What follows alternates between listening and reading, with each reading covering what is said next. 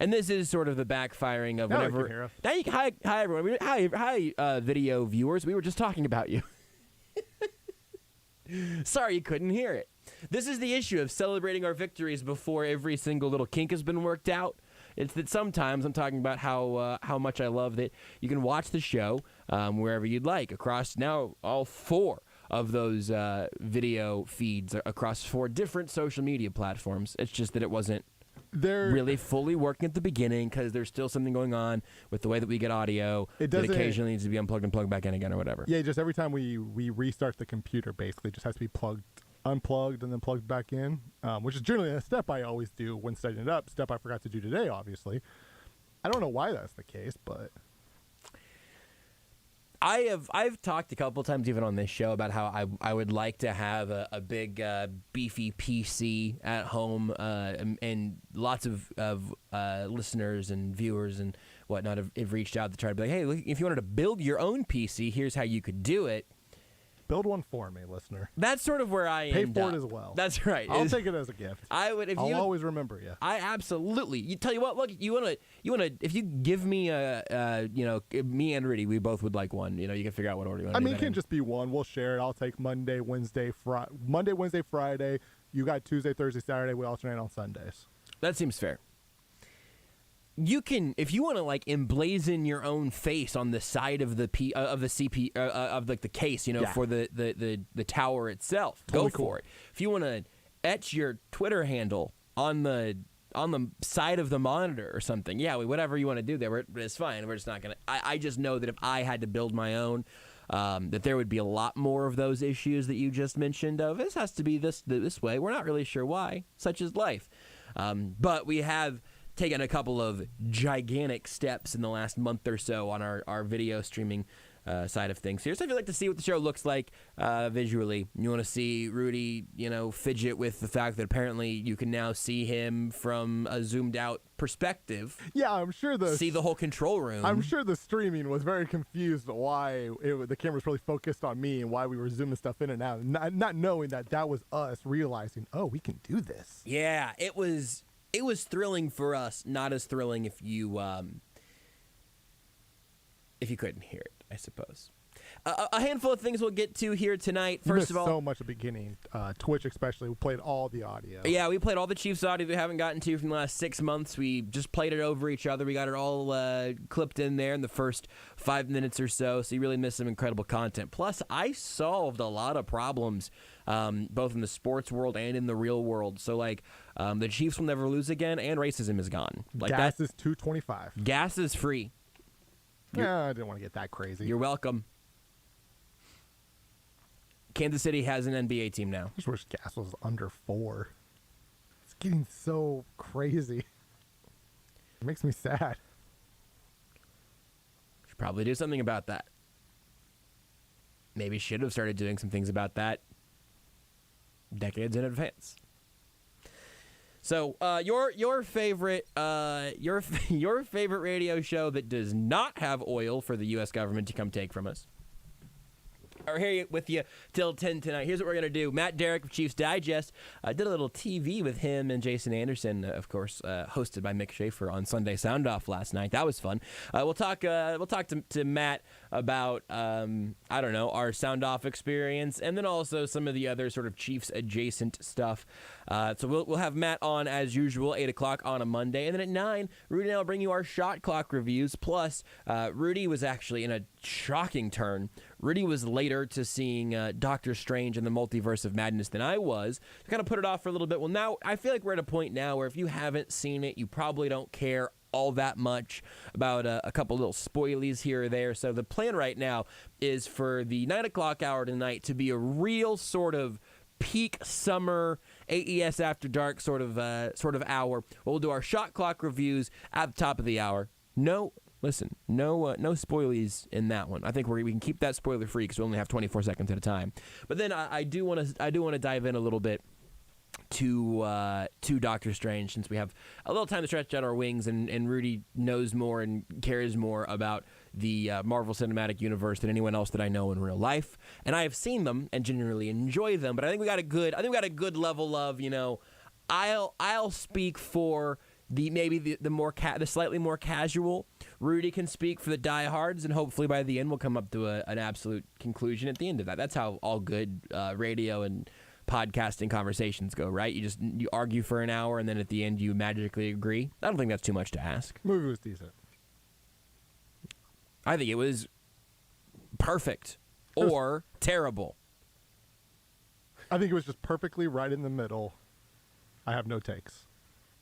So that'll be a quick 9 o'clock hour. We might go ahead and put a bow on this whole show about 9:25. We might just go ahead and see if we get 9:25 and then just call it. Let's go home, everybody. You know what? I don't know what Matt's going to tell us about the Chiefs at 8. Anyway, show's over. Bye. Bye, Mom. I'm a little sleepy. We'll see if we can't get that back for you for the next. Now we got 2 hours and 45 minutes. Can you have 2 hours and 45 minutes in that tank, or is that going to cost $4 something a gallon? I'm might be a little more expensive than I can afford. I'm be honest.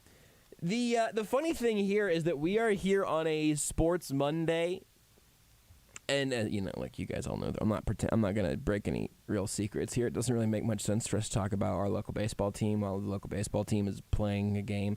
If you wanted to hurt yourself, you'd probably consume that live, and if you wanted to escape it, you would probably come here, and I would much rather be your escape for truly painful baseball happening. So we're not going to do, our 2 or 2.5 or 3 hours of baseball talk tonight. It doesn't really make sense. The other issue, though, is that the sports have been weird and not that eventful. We are 2 games deep into the NBA Finals, and then you've now seen the Warriors come roaring back. So we got a series there. I don't have the first breath of meaningful analysis to give you other than Draymond Green is refereed differently than any other player in the sport on a variety of levels, and I think that's kind of interesting. But that's kind of it. Are the Warriors back? I don't know. Are the Celtics going to dethrone them? I don't know. No. I don't know. Well, that maybe we do know. Here's my analysis. Outside of one quarter where the Celtics got super hot, they have not played that well in this series. That's fair. And I think the Celtics are lucky this is a 1-1. Maybe so. And I think Golden State might just handle things. And look, if they do, then we'll... And I'm not biased because of disdain of a former producer on this show. Absolutely not. Whenever Renee got home and I was watching, I don't remember which game it was game 1 or game 2, but Renee was like, hey, who are you rooting for either of these teams? And I said, I don't know. It depends on if you want Beards to be happy or sad. And she went, I think I want Beards to be happy. I said, I think so too, but not really for... let me tell you about Boston's deep history of systemic racism. So I left the TV on mute for the next hour and a half and explained that to Renee. And that got us up until about 17:22. Still a lot more to go. Now, let me tell you about what it was like after the Revolutionary War. So anyway, you know what? Maybe this is it, Rudy, where it's not even that, because I think that analysis is decent, and I think that it's kind of interesting that even when the Celtics did have their one burst of, oh, hey, look at this, we're alive here, they still didn't get a superstar coming out game from Jason Tatum. So they were able to win a game without getting much from him. And then you have game 2. And look, at this point, Wednesday is game 3. You'll hear it here on Sports Radio 810. I think these finals are interesting. I think this matchup is interesting. I just don't know. I don't know how much I feel like we learned from game 1 and game 2. But I think, Rudy, if we're going to learn anything, your takeaway is just fine by me. I'm just not overwhelmed with some like, oh, yeah, I just couldn't wait to get on the show tonight to talk to you about what I learned from the first 2 games of the finals. I thought game 7 of the way that our shows worked out, I have a line on the Google Doc here. Actually, it might even be a Google Doc from it's here from that never actually fulfilled this prophecy, but I just wrote down the phrase, I have a Jimmy Butler take.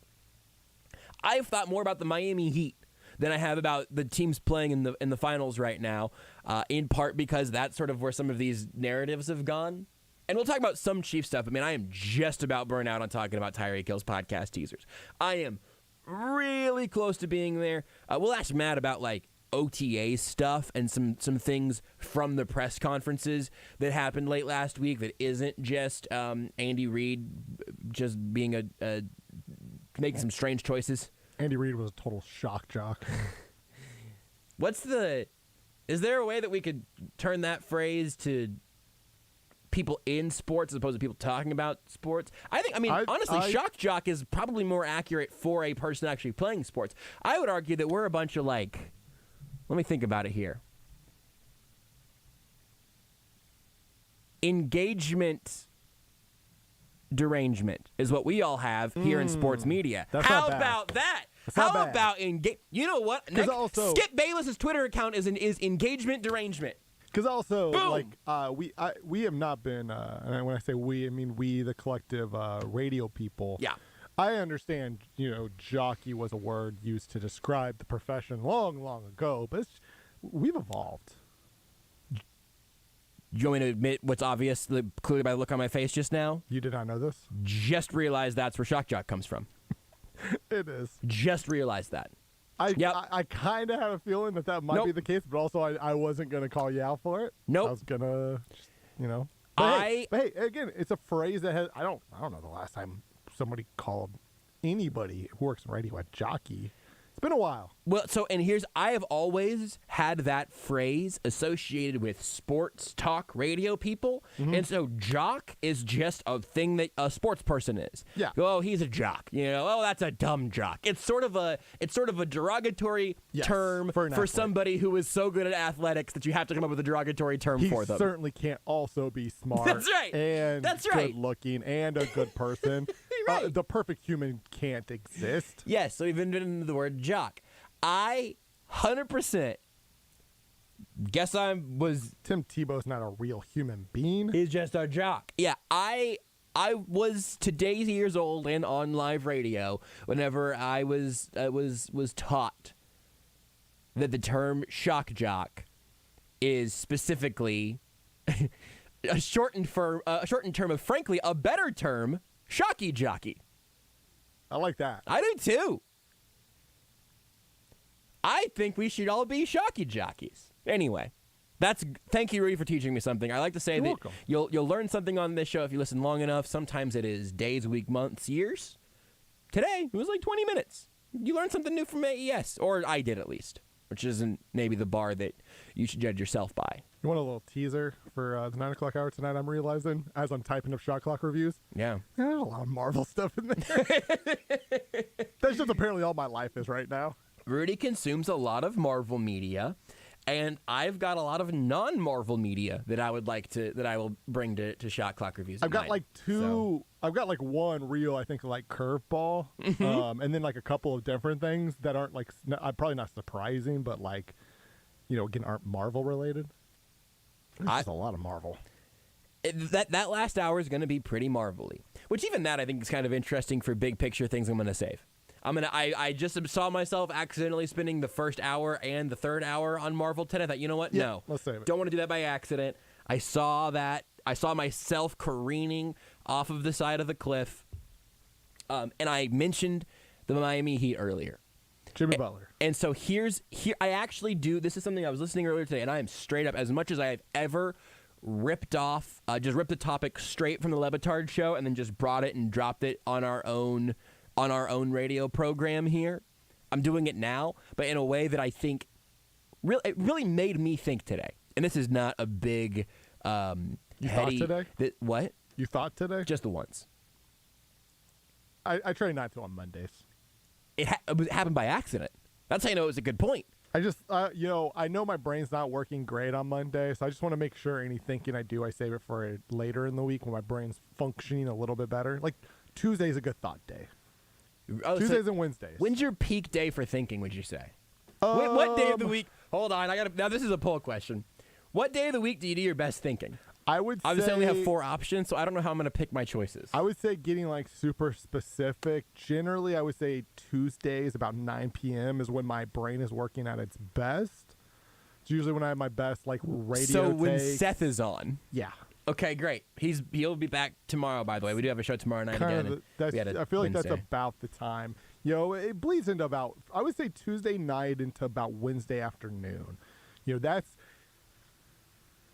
Ash just scored. I was like, why did you just pump your fists in the air Abs Oilers is happening. Rudy is an Abs fan. I am openly. I'm gonna have a hard, not a hard time focusing. I'll be able to focus. It's fine. I'm openly rooting for the Abs and you on this one. By the way, hey, we got a chance at a sweep here. We're up 3-0. We're trying to end this now. No, I'm. Team is really good now. Unfortunately, a lot of injuries, but I got that's a shot clock review. We'll see how everything's looking. Oh wow.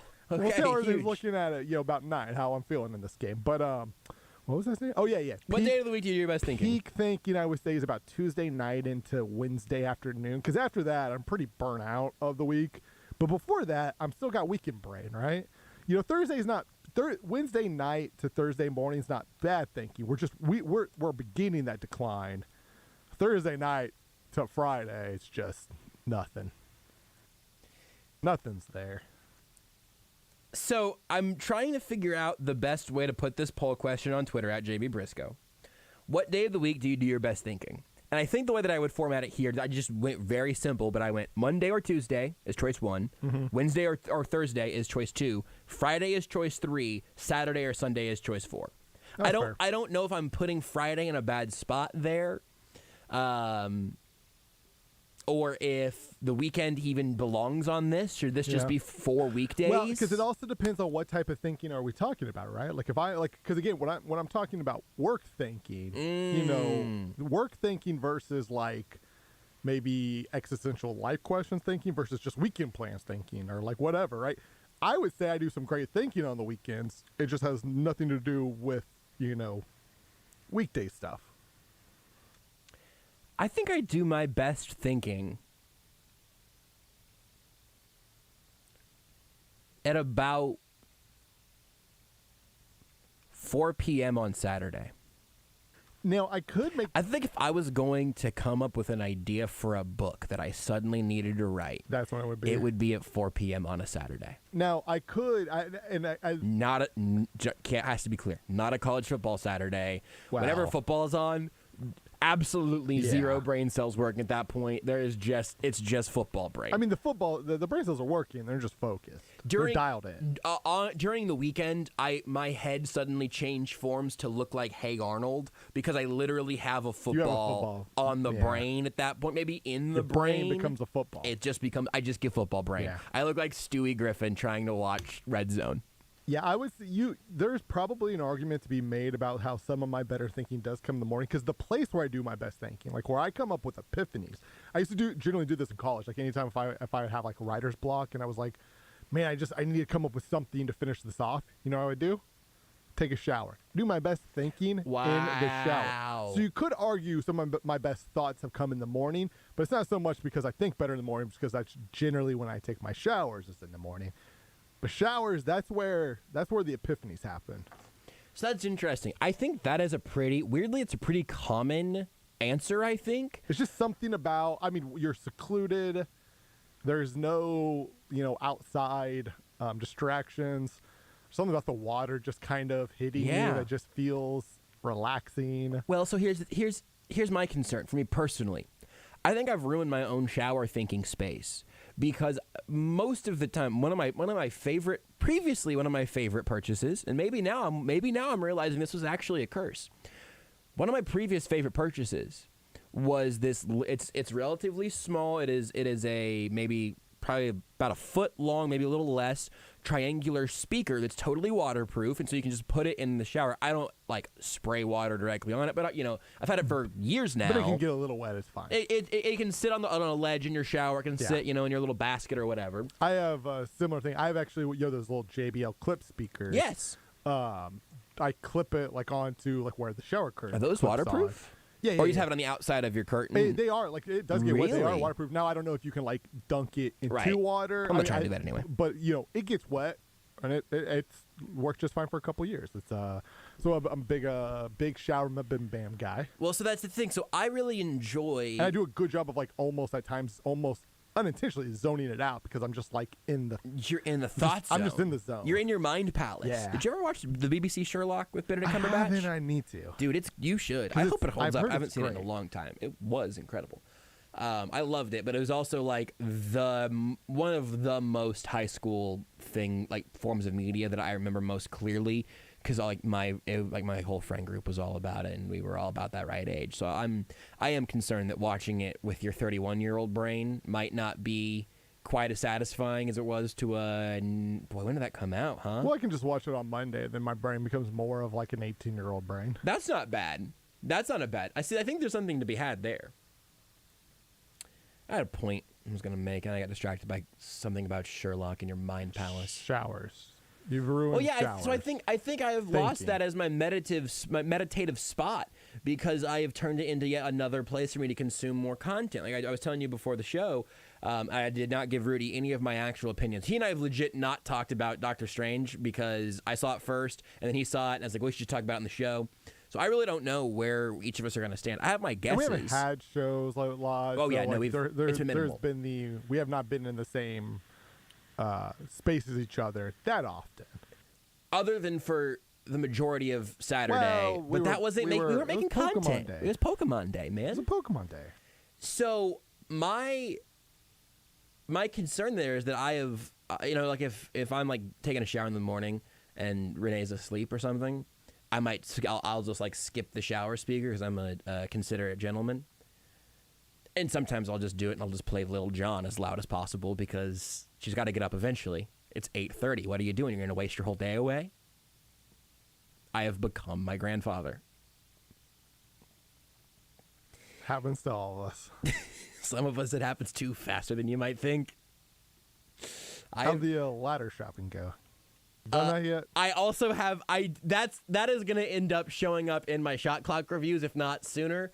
Is that Renee and I did make a Home Depot trip on Saturday, or on Sunday, which was yesterday. In case you were having trouble keeping up with it, I forgot it was yesterday. This story. We did go ladder shopping. And yes, I am aging over since getting this house buying process done. I have aged faster than the guy in Indiana Jones who drank from the wrong cup, or looked directly at that's the one, right? Because the Nazi's the one whose face melted looking at the Ark of the Covenant. Yes. You age whenever you drink from the cup, though, right? Also, was he a Nazi? Because I would like to stop comparing myself to any fictional Nazis as soon as possible. I just assume every bad guy in an Indiana Jones movie is a Nazi. Yeah, fair enough. I don't know that they all are. It's just rule of thumb. I've been aging like reverse Benjamin Button. Does he age rapidly, or is it just backwards? Like Jack. You remember? Did you ever see the Robin Williams movie Jack? No. So basically, it was like one of my more favorite movies growing up. But the premise of it is it is a kid who has a disease that essentially causes him to age really fast. So right, so like Robin Williams plays a kid who's in like 3rd grade or whatever. This seems dark for what I presume is a comedy. It is, and it's him. But like the vast majority, like 99% of the movie takes place like in this like year or two of Robin Williams. The poster is hilarious. Of Robin Williams being Robin Williams and Robin Williams' body, but having to portray himself as a 10-year-old and like trying to become friends with the other kids that are in his class, because it's hard, I imagine, to make friends when you have the body of a 30-year-old, even though you're 10. Yeah, this is tough. So the tagline on here, I've never heard of this movie. I've not been aware of its existence. I've watched this movie so many times. So the tagline on the poster says, he's a healthy 10-year-old who's growing 4 times faster than normal. Now he's about to take the biggest adventure of his life, 5th grade at school. And then it's Robin Williams, an adult man. Yep. And I gotta think that I just don't know what to even presume happens in this movie. I mean, he finds friends, he finds happiness. I hope that's. And then he's like 90 when he graduates high school. I think he was valedictorian. Spoilers. I don't like having things spoiled for me. Like, it is something that I really don't. I'm not a huge like pet peeve haver, and this might not even really qualify as a pet peeve. But like, once I know I want to see something, I don't need to watch any more trailers. If there's an album coming out that I know I want to listen to the next day, I might skip a single if it came out that week. I'll probably listen to the single if it drops, a month in advance or something. I don't even like knowing details about media that I I probably won't consume. The Guardians of the Galaxy video game that we discussed earlier, Rudy. Fair within range. I don't have a console to currently play it, so I was like, yeah, go ahead and give me the fun story beats of this one. I do think you can play the cloud version on Switch. Oh, really? I still probably want to play it. But probably not gonna. But I really, if I have any thought that someday I might watch a movie that I haven't seen before, or even like when people talked about Top Gun, spoiler alert, I in at least in retrospect, remember people talking about like, oh, well, when Goose dies, and I just try to delete that stuff from my memory before I have any chance to lock onto it, so I can hopefully forget any of those details before I actually watch the thing. So you have to mutate the details. So Goose doesn't die, but a goose flies into the jet propeller, and a goose dies. Does that actually happen? I mean, probably. I think that might actually happen. I think there are birds. I think there are birds involved at some point. It's been a while since I've seen the original Top Gun. But you are 100% correct. All of that to say, I think you're good on the 1996 film Jack. It was. I enjoyed that movie as a kid. I was probably about 10 the first time I watched it. I enjoyed it. There is an actor in it who was very lovable at one time. Not anymore. Oh, no. For many understandable reasons. Oh, boy, oh, no! Yeah. I think he's the teacher. I was just sort of prepared. I was scrolling down the IMDb as you were saying that, and I just kept waiting to see Kevin Spacey's face, which is still bad. Yeah, bad, right? Not good. And that would be a time frame where it's understandable. Yeah, that was my immediate first thought. And then I saw the phrase Bill Cosby as Lawrence Woodruff, and I thought, that's when I started yelling. One thing about that movie, Bill Cosby related. Good. Maybe one of the coolest like tree houses in a movie that I've seen. They had they somehow made this just massive tree house. There are a few pictures of the set and everything here, so I'm just like, I'd like to see this treehouse. I believe you. Because it's a treehouse that's like big enough to fit like 8 kids in it. That's a detail that you would remember if you watched this movie a bunch at age 10. You know what I mean? Like that right there. That is. I can picture a bunch of still shots in my head of this movie, like just for what. And I mean, I haven't seen the movie since I was, I don't know, maybe like 14 was probably. I mean, maybe like when I was around 16, it was on. I just happened to catch it on TV.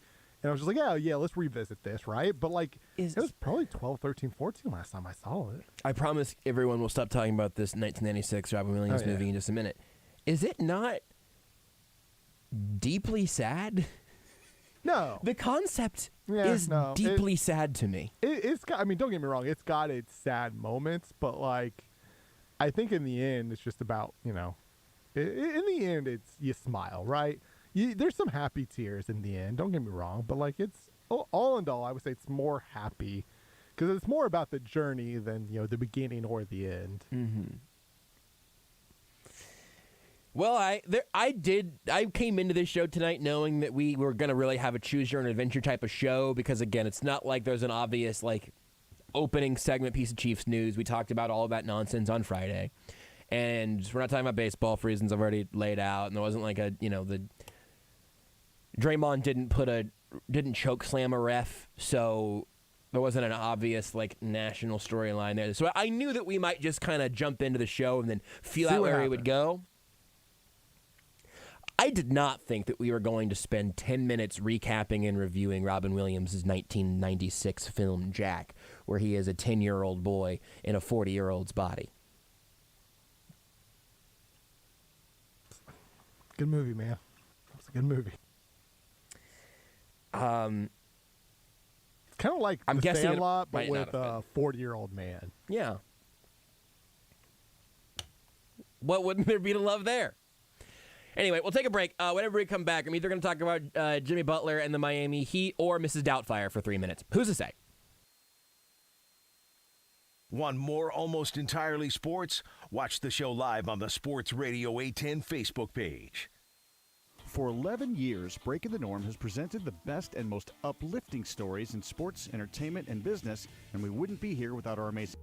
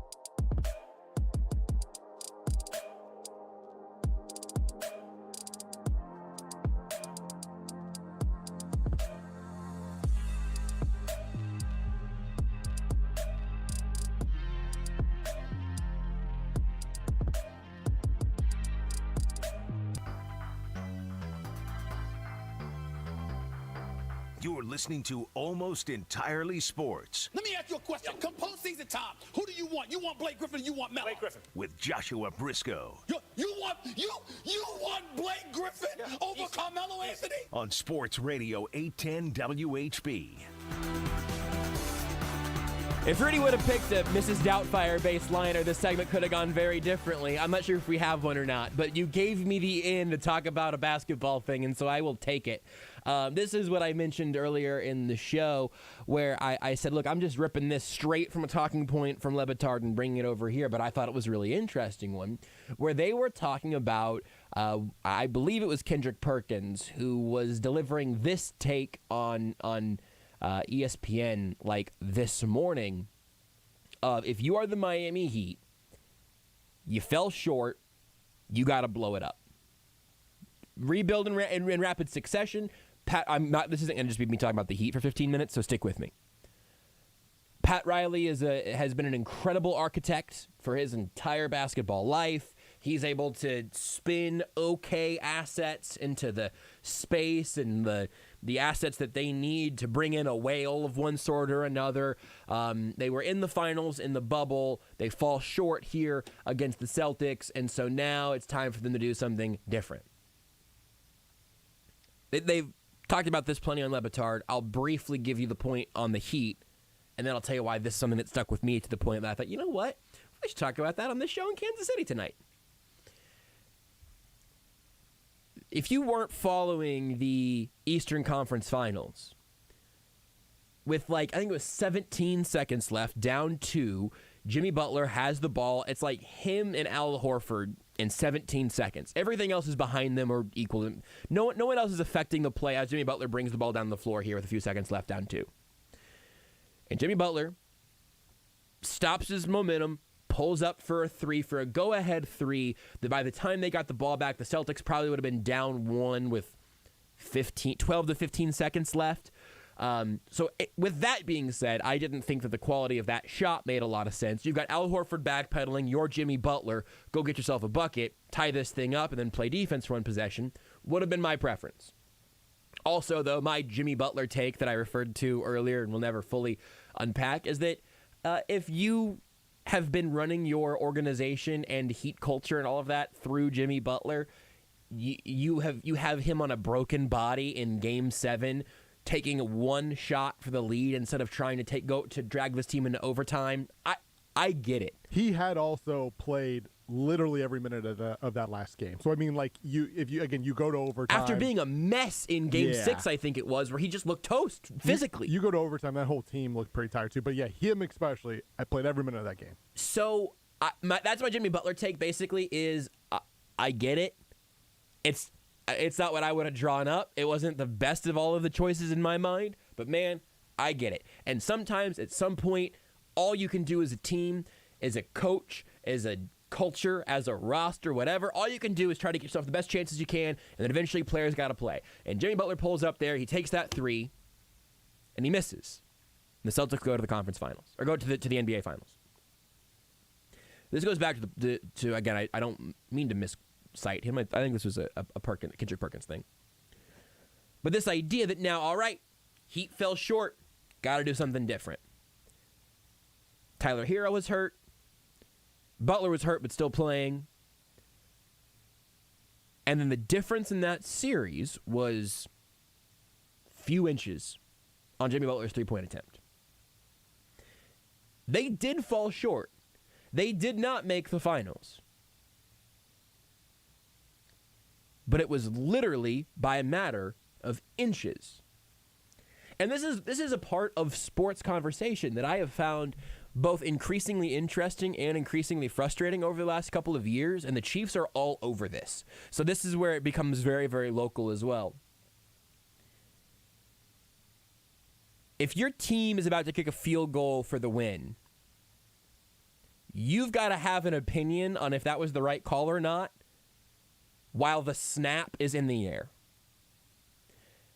If you think the Heat need to blow up their core, you need to say that or believe that or have that figured out before or as the ball leaves Jimmy Butler's hands. Because if your analysis on an organization completely changes before one shot goes in or doesn't, or one kick goes through or doesn't, or one pass is completed or isn't, Patrick Mahomes would be no less excellent if Tyreek Hill had dropped Wasp. But he would have one fewer Super Bowl ring. Patrick Mahomes would be no greater if his entire offensive line was healthy against the Buccaneers and none of his teammates dropped the pass. But he would probably have a second Super Bowl ring if everybody else played their best game that day. Buccaneers were the better team. Now, there's no sour grapes there at all. But if everybody except for Patrick Mahomes plays their best possible game, and Patrick Mahomes plays exactly the game that he did, Chiefs have 2 rings. Mahomes is viewed differently. Not because of anything he did or didn't do, but because of just what happened outside of his control. The Chiefs ended up trading Tyreek Hill. Have we talked about that on the show before? They traded him? The real fast guy. He wore he wore Trent Green's old number. 17. No. 11? No. Tony Gonzalez? But they didn't do that because their core was fundamentally flawed offensively. There are, plenty of factors there. Defensively, they kind of blew some things up. And that made sense regardless of if they would have stopped Joe Burrow one more time or not. If Joe Burrow would have missed a pass or gotten hurt, or if Jamar Chase drops a pass that he actually caught, something random and not necessarily anything the Chiefs would have done or not, it still would have been the right move to try to overhaul this defense, regardless of if it comes with a Super Bowl at the end of it or not.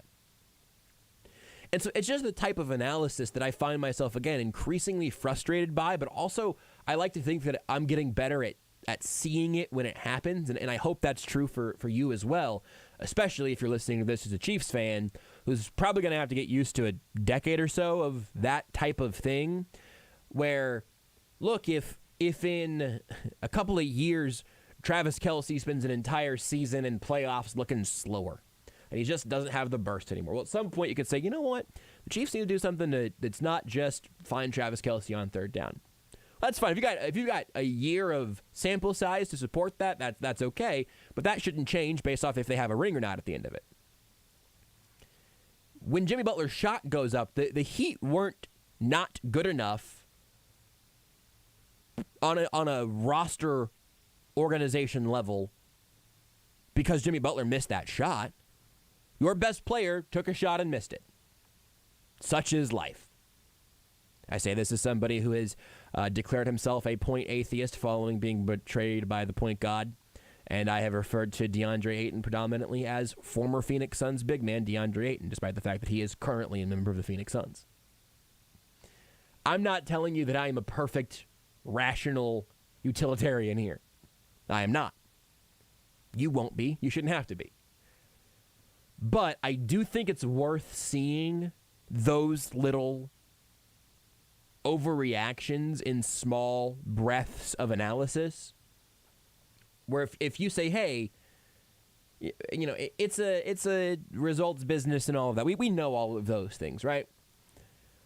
But if the Chiefs are back in the Super Bowl this year and their entire offense is humming and the defense looks pretty good and Marquez Valdez-Scantling is a legit deep threat and Sky Moore is a rookie of the year conversation type that ultimately loses it to some quarterback or it's always a quarterback, but I don't know who it's going to be this time, so maybe it's Kenny Pickett or to one of those top receiver. But Sky Moore has an unequivocally good season. McCole Hardman career year before he goes and gets a big contract.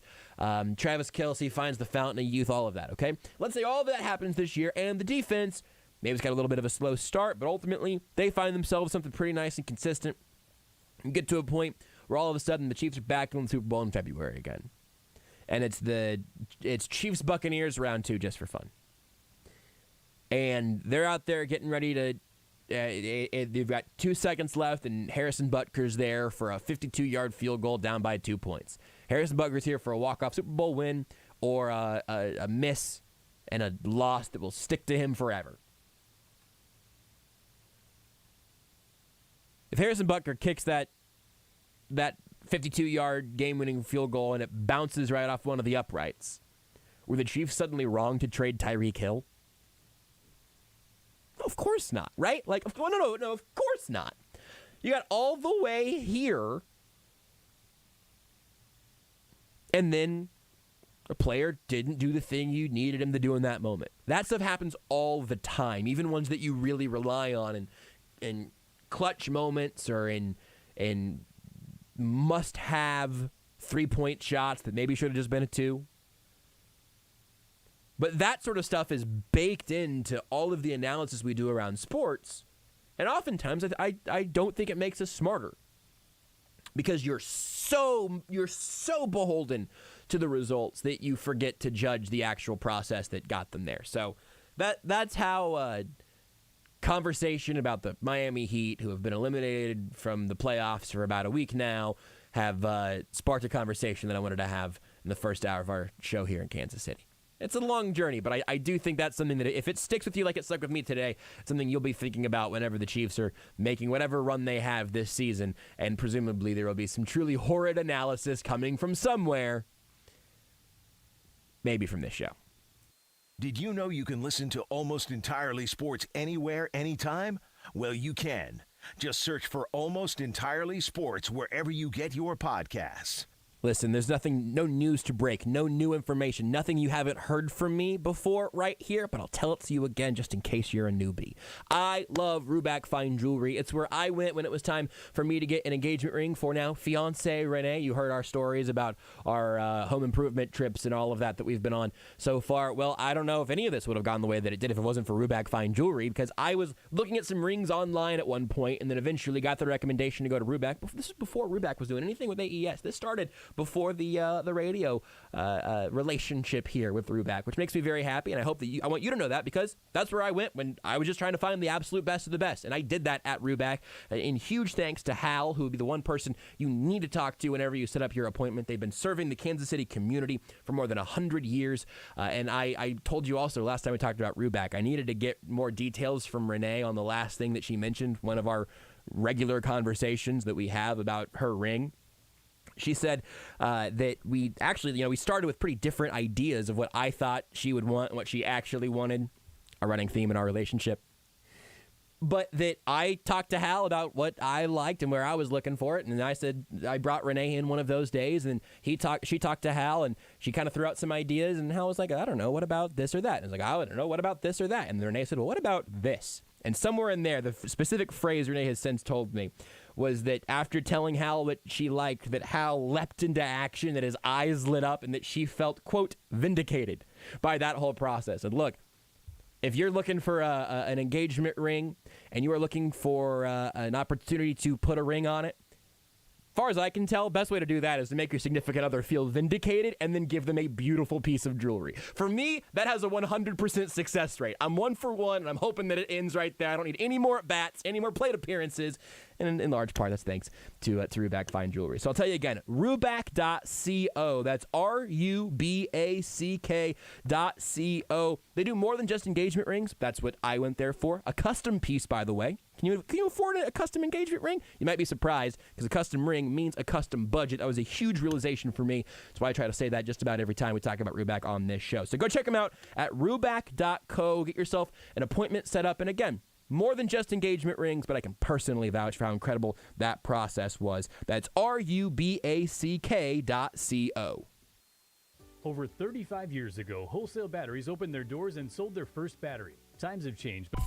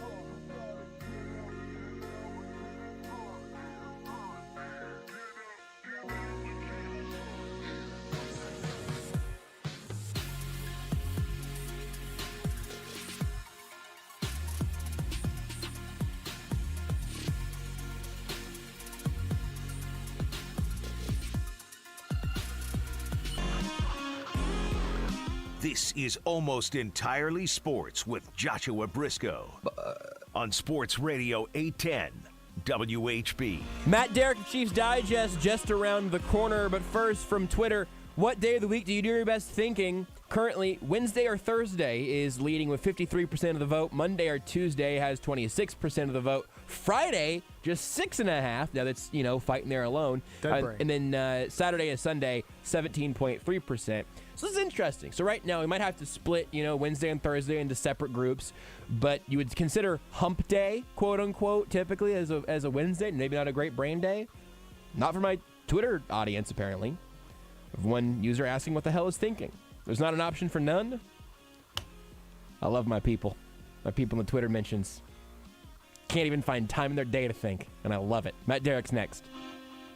You're listening to Almost Entirely Sports with Joshua Brisco on Sports Radio 810 WHB.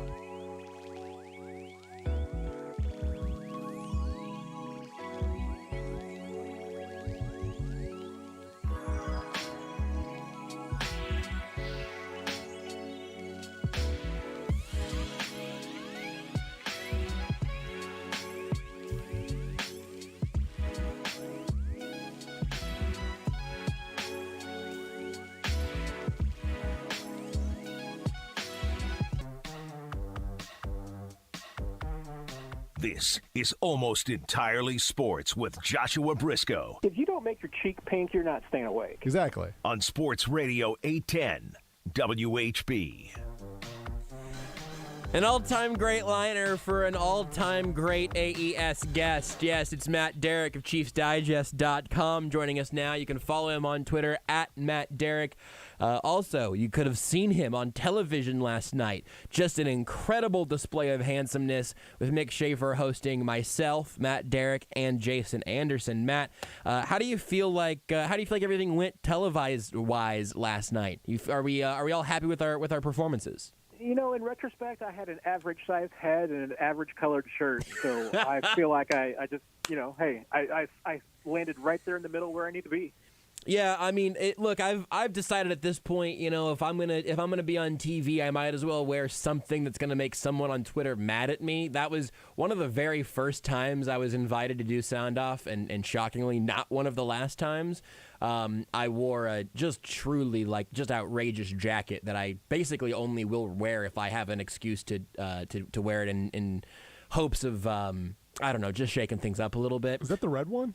No. Oh, okay. It is like a satin green bomber jacket with like dragons on it or something. It's bonkers. It is a bought from the internet item of clothing. So I'm always kind of striving for that. Jason of course gets the angry tweets just based off his content though, so it's different. I used to have what I thought was a colorful wardrobe, and then at some point I went very just neutral, and I don't go overboard very often. But I have one, and it's not even loud because it's very muted, but I have one Hawaiian shirt in my closet. Excellent. And it is just to wear on days, when, it's an Andy Reid kind of day. I originally bought it, when we were actually having a meeting with Coach, and a bunch of us wore Hawaiian shirts. So I had to have a Hawaiian shirt that day. And I thought about wearing that to last night for Sunday Sound Off. And I thought, no, because that's Josh's brand. I mean, I can't step on your brand, man. I need to stay in my lane.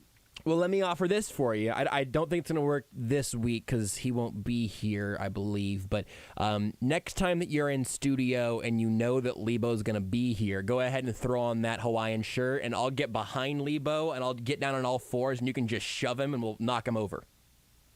There's nothing about that sentence that I like, so I'm just going to move on. Everything you started putting into that sentence just sounded worse and worse, and I mean it ended okay, but I'm just going to move on. The playground bullying thing, because thank God, yeah, I didn't think that was where you were going with it originally, but Josh is the table. Look, that was also the entirety of my line of questioning on who the biggest shock jock in your life is. So. Because I just think I'm done. Are you done? Are we done? Have we put a bow on the Tyreek Hill thing in general? I hope so. I mean, I know there's going to be more because, the podcast hasn't even come out yet. So at some point, and God help them, they can't stop coming out with promos. But, I mean, I think we've given enough free promotion to the podcast, We need to all promote our own podcast better than this. 100%. We could all promote our own content better if we just put some of this energy behind it. There's at least a decent chance with all the promos. We've gotten the full podcast by now, right? Except for just the ad reads. Hey, I'm Tyreek Hill here for MeUndies. I don't know. Here's this is the only thing I'm going to say about it, and this is just appropriate though. Because, we're all getting all bent out of joint because, we get promos where they're taking lines out of context. Mm-hmm. Do you remember the context of when I said if your cheeks aren't pink and getting slapped, you're not staying awake? I do. I've talk about taking things out of context. Look, I know that's why this show's been so. That's why this show is gonna have a live listening party whenever the Tyreek Hill podcast drops. We're gonna just go to a nice public park somewhere. I'm gonna put up a speaker system. We're all gonna sit outside on blankets and just all listen together and figure out what we can take out of context. I don't see the problem here. Oh, I mean, at this point, yeah. I mean, everything should be taken out of context, and nothing that's about football. I mean, hopefully, we're going to get plenty of good drops out of that thing that has nothing to do with football. Yeah, I'm sure, and I can't wait for somebody else to listen to it and let me know. To be fair, we would never go out of our ways to take things out of context for people, who aren't on our show. But if you come on our show, we're taking it out of context. That's right. That's just a rule we stand by. It's in our terms and conditions. I like it. Yeah, whenever you answer the phone after receiving that a phone call from the 913-381-810, you know if you hear the AES liner and you don't hang up, you are ultimately conceding that we will take you out of context. That's why you should always read your terms of service, people. That's right. The best thing about anything is taking things out of context. Exactly. That's all I got to say. Yeah, me too. And I think that will probably be a liner someday, and it'll be kind of confusing, and it'll also be perfect. Let's go back to literally everything except for that little particular pocket, just because I think we've tilled that ground many times over. Has anything else come out of OTAs so far that you thought was interesting? We got a ton of assistant coaches last week, so I'm sure there was at least a few things in there. Anything in practice that had jumped out to you before that? No, to me, I think mostly it's just been a lot of confirmation of what maybe we suspected. I don't think there's been anything at this point that's really broken the mold. It's OTAs, so, I mean, it's still wait and see on a lot of things until you get the training camp and really get to kind of see these players outside of receivers and quarterbacks, and even then you get to see what happens when receivers, are under the threat of having somebody hit them. Mm-hmm. But, no, I mean, I think we suspected that if the Chiefs offense is going to be the Chiefs offense this year, they have to embrace spreading the ball around a little bit and doing things differently. And that's exactly what we've heard. And honestly, I mean, in the two practices that have been open to the media, that's what we've seen. I think that's exactly, if you're a Chiefs fan, it's what you wanted to hear and see. It's that is actually happening. Expectations are high. Yeah, Joe Cullen wants Frank Clark to have a career year. I don't think that's going to happen, but so do I, Yeah. But he expects it. I mean, I think that's a good standard to hold people to. I mean, to me, it's been a very, very quiet off season. I don't think there's anything that's really grabbed the headlines or anything outside of some of the trivia. Mm-hmm. But no, I mean, and that's, honestly, that's what you want this time of year. You don't want there to be a lot of confusion and mass chaos and dogs and cats living together. Mm-hmm. So, I mean, if we go specifically to the defense, this doesn't have to just be from stuff from this week. So I kind of want to poke around a little bit of a check-in, since we've got kind of the frenzy of the draft. I feel like it's worn off a little bit to where I'm kind of looking at the Chiefs roster, not through all of the rose-colored glasses of whenever we're looking at where all these guys were drafted, and not through the doom and gloom of it's week 3 and these rookies aren't all playing like all pros yet. But whenever you heard from Joe Cullen, he's the new defensive line coach, there's some shuffling around with Brendan Daly moving to linebackers because Matt House went to LSU to go be on Brian Kelly's staff.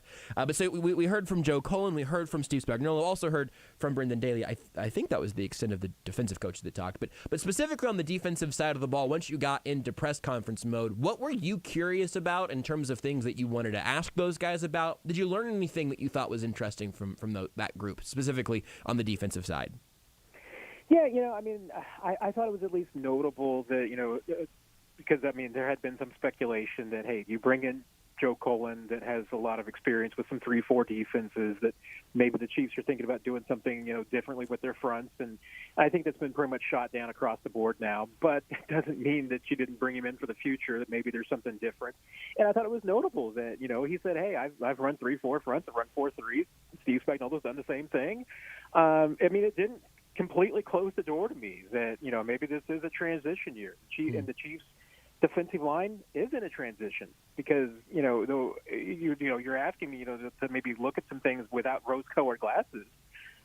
I mean, there's any one position group on this team that worries me. It's the defensive line, and the absence of Chris Jones and Frank Clark when you don't see them on the field. I mean, I think that just puts it a little bit even more into perspective. And let's face it, there have been times when the Chiefs have had to play with both those guys hurt. Yeah. And the prospect of either, not having one of those guys, what does your lineup look like? Well, it looks like a lineup that doesn't have a lot of experience and a lot of past production, and therefore is going to have a lot of question marks. So, I think you heard everything from Joe Cullen that you wanted to, at least about the fact that he really likes his defense. Going further, I mean, Brendan Daly, I really wanted to hear from him about, what was appealing about moving to linebackers for him. Mm-hmm. And I think you could see it. I mean, in the sense that, hey, that's a really talented group. And as a defensive coach, why wouldn't you want to work with the Chiefs linebacker group? there just seems like there's a ton of potential there, and some young guys. And it's not like you're having to maybe squeeze the last bit of juice out of some veterans. I mean, you're at a group right there where you really get to kind of mold a couple of guys. And I think that even what we've seen from OTAs, I think the Chiefs have made some really good additions on the back end of that. So as maybe pessimistic as I am about the defensive front, I've been really impressed with the linebackers so far in OTAs. Also for Brendan Daly, that's in part a defensive coordinator resume thing too, right? Like it is. I mean that to be more multiple in what you have taught seems like also it would be a good thing for him, right? It absolutely is. And I mean, as you look at a lot of defensive coaches, I mean, they become coordinators. Yeah, I mean, they're dotted with different positions along the way. I mean, you're not just usually going to get there by moving up in one position group. You got to do different things. So, yeah, it is. I mean, it's the same reason that Greg Lewis went to wide receivers last year. And I think that Andy Reid was right. I mean, at least in structuring that, I mean, if you move Brendan Daly and you're able to land a guy with the track record of Joe Cullen, that's a pretty good get to me. Yeah.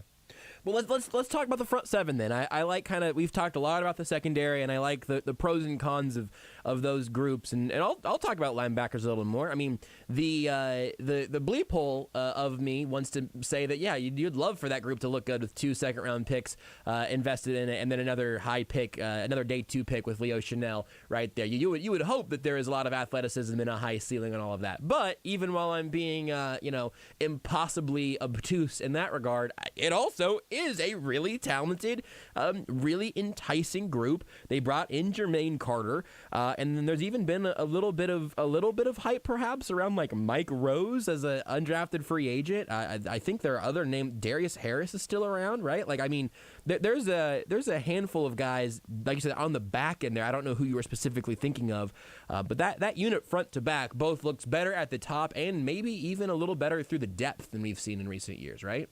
Yeah, I mean, if you're thinking of it in just the terms of, hey, Nick Bolton and Willie Gay, and honestly, I think Leo Chanel is probably going to be the starting strong side guy. I mean, we'll see. I mean, and that's going to be the rotational piece of that linebacker group anyway. I mean, that's the guy that's going to come out when they go to multiple defensive backs, and this team is going to spend most of its time in those sub packages. So, hey, there's, what is that third starting linebacker going to play? Probably 40, 45% of snaps, maybe.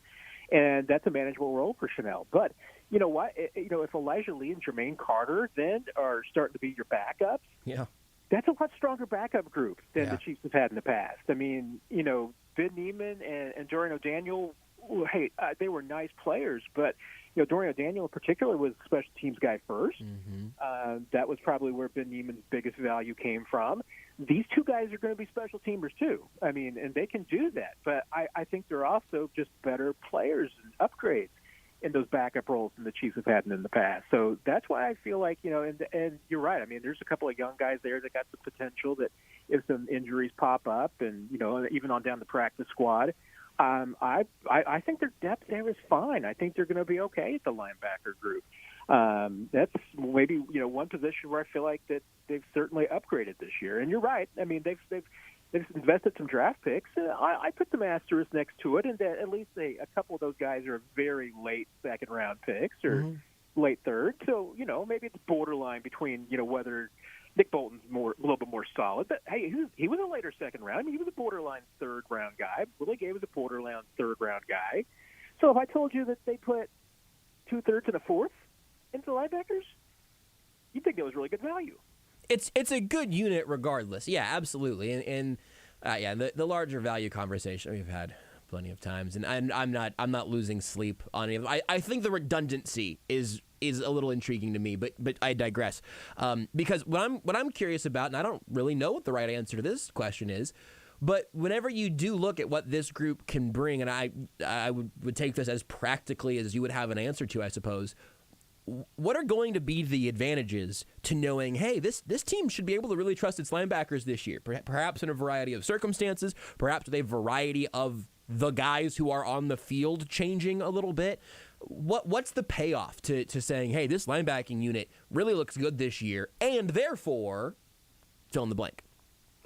Maybe, and this is more of probably an old school football approach, but I mean, it's something at least that I feel like that it holds up a little bit. But to me, the strength of your linebacker group, to me, I mean, it's those are the erasers. I mean, those are the guys that you depend on to fix mistakes elsewhere. And to me, Derrick Johnson at his prime was a great example of that. He was a guy that, hey, if a guy broke through the line, on a run play, Derrick Johnson was the guy that was going to make sure that he didn't turn it into a touchdown. Those are what those guys can do. I mean, they can clean up mistakes that get made elsewhere. And I think it's important to have smart, athletic players at those positions. I think the Chiefs' defense has seen what has happened when maybe you only have one of those traits. Maybe you're really smart, maybe you're really fast, but if you're not both, if you don't have that high football IQ and that athleticism, linebacker's a really tough position to play. Yeah. And I think that the Chiefs have got a bunch of guys now that really fit that profile. And I think that, that at the middle linebacker position in particular, I think that they're going to have a guy, that in Nick Bolton and honestly his backup, Chanel will probably be the backup there. A couple of guys that are young, athletic, that I think have high football IQs.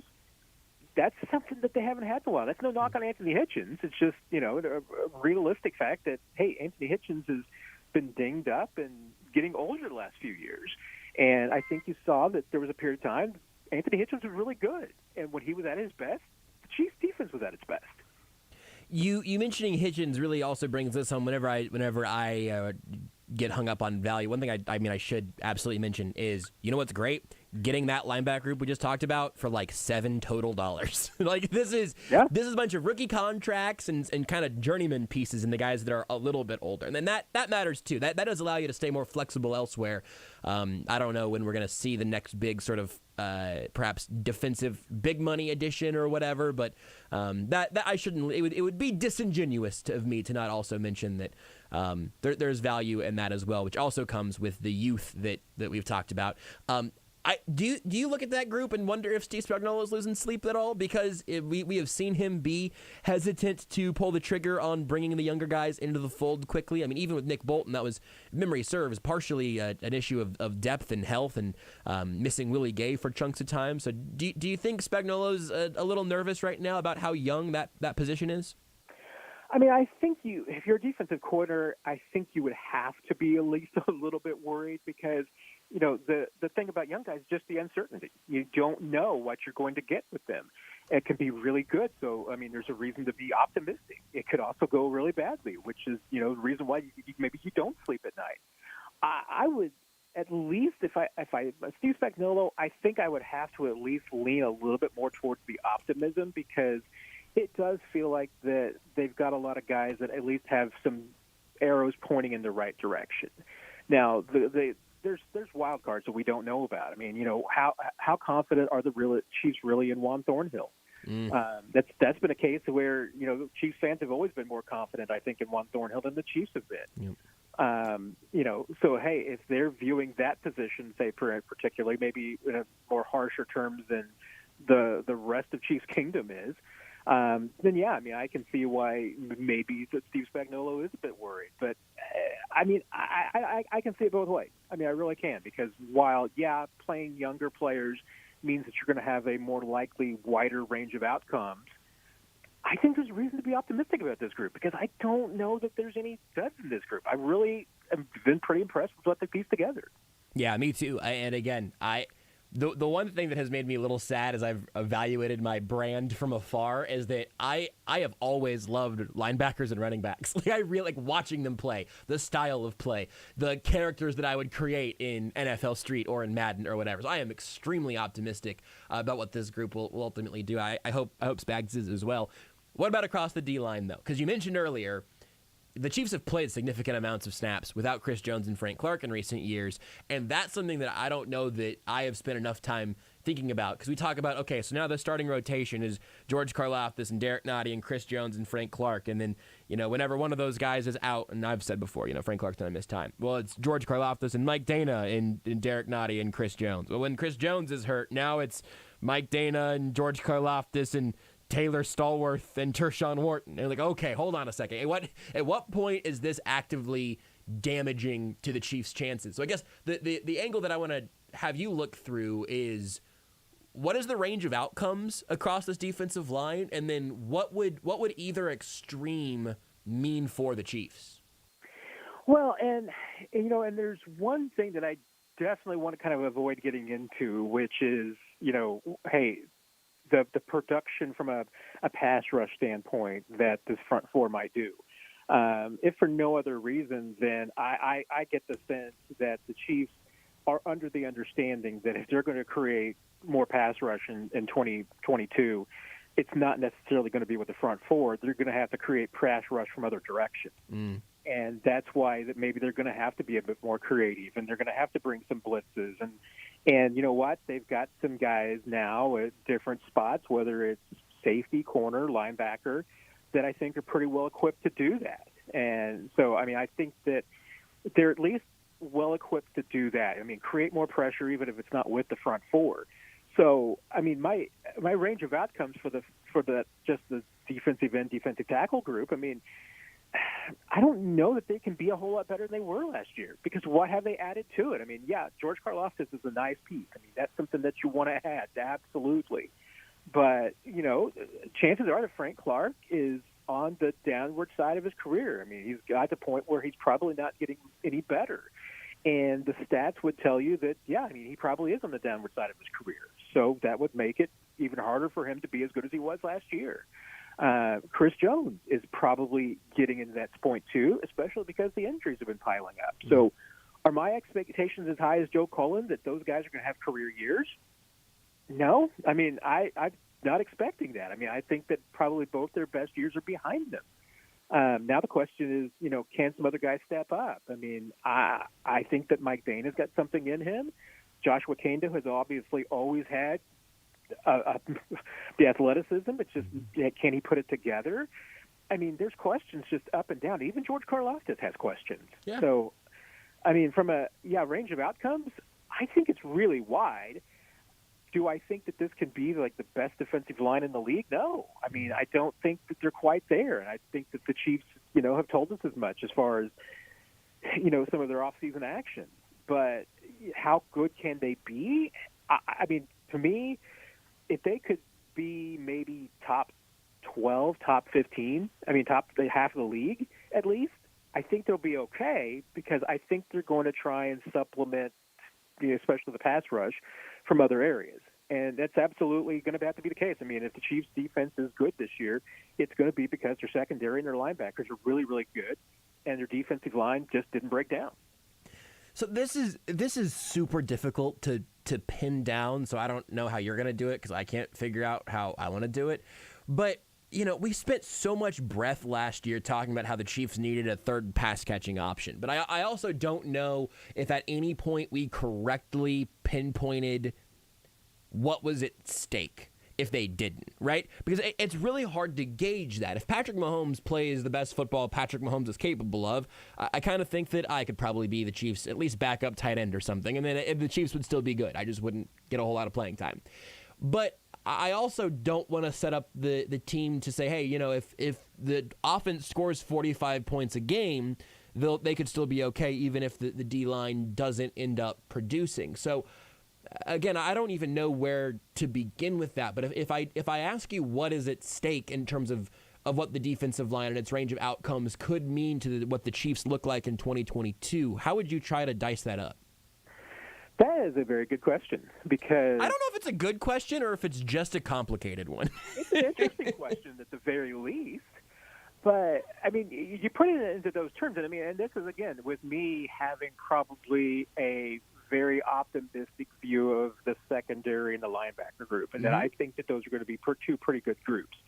I think the cornerback, once again, they're young, but the corners should be an incredibly deep group. Once again, maybe the range of outcomes is going to be pretty wide because they are young. I think the safety group should be good. We talked about the linebackers.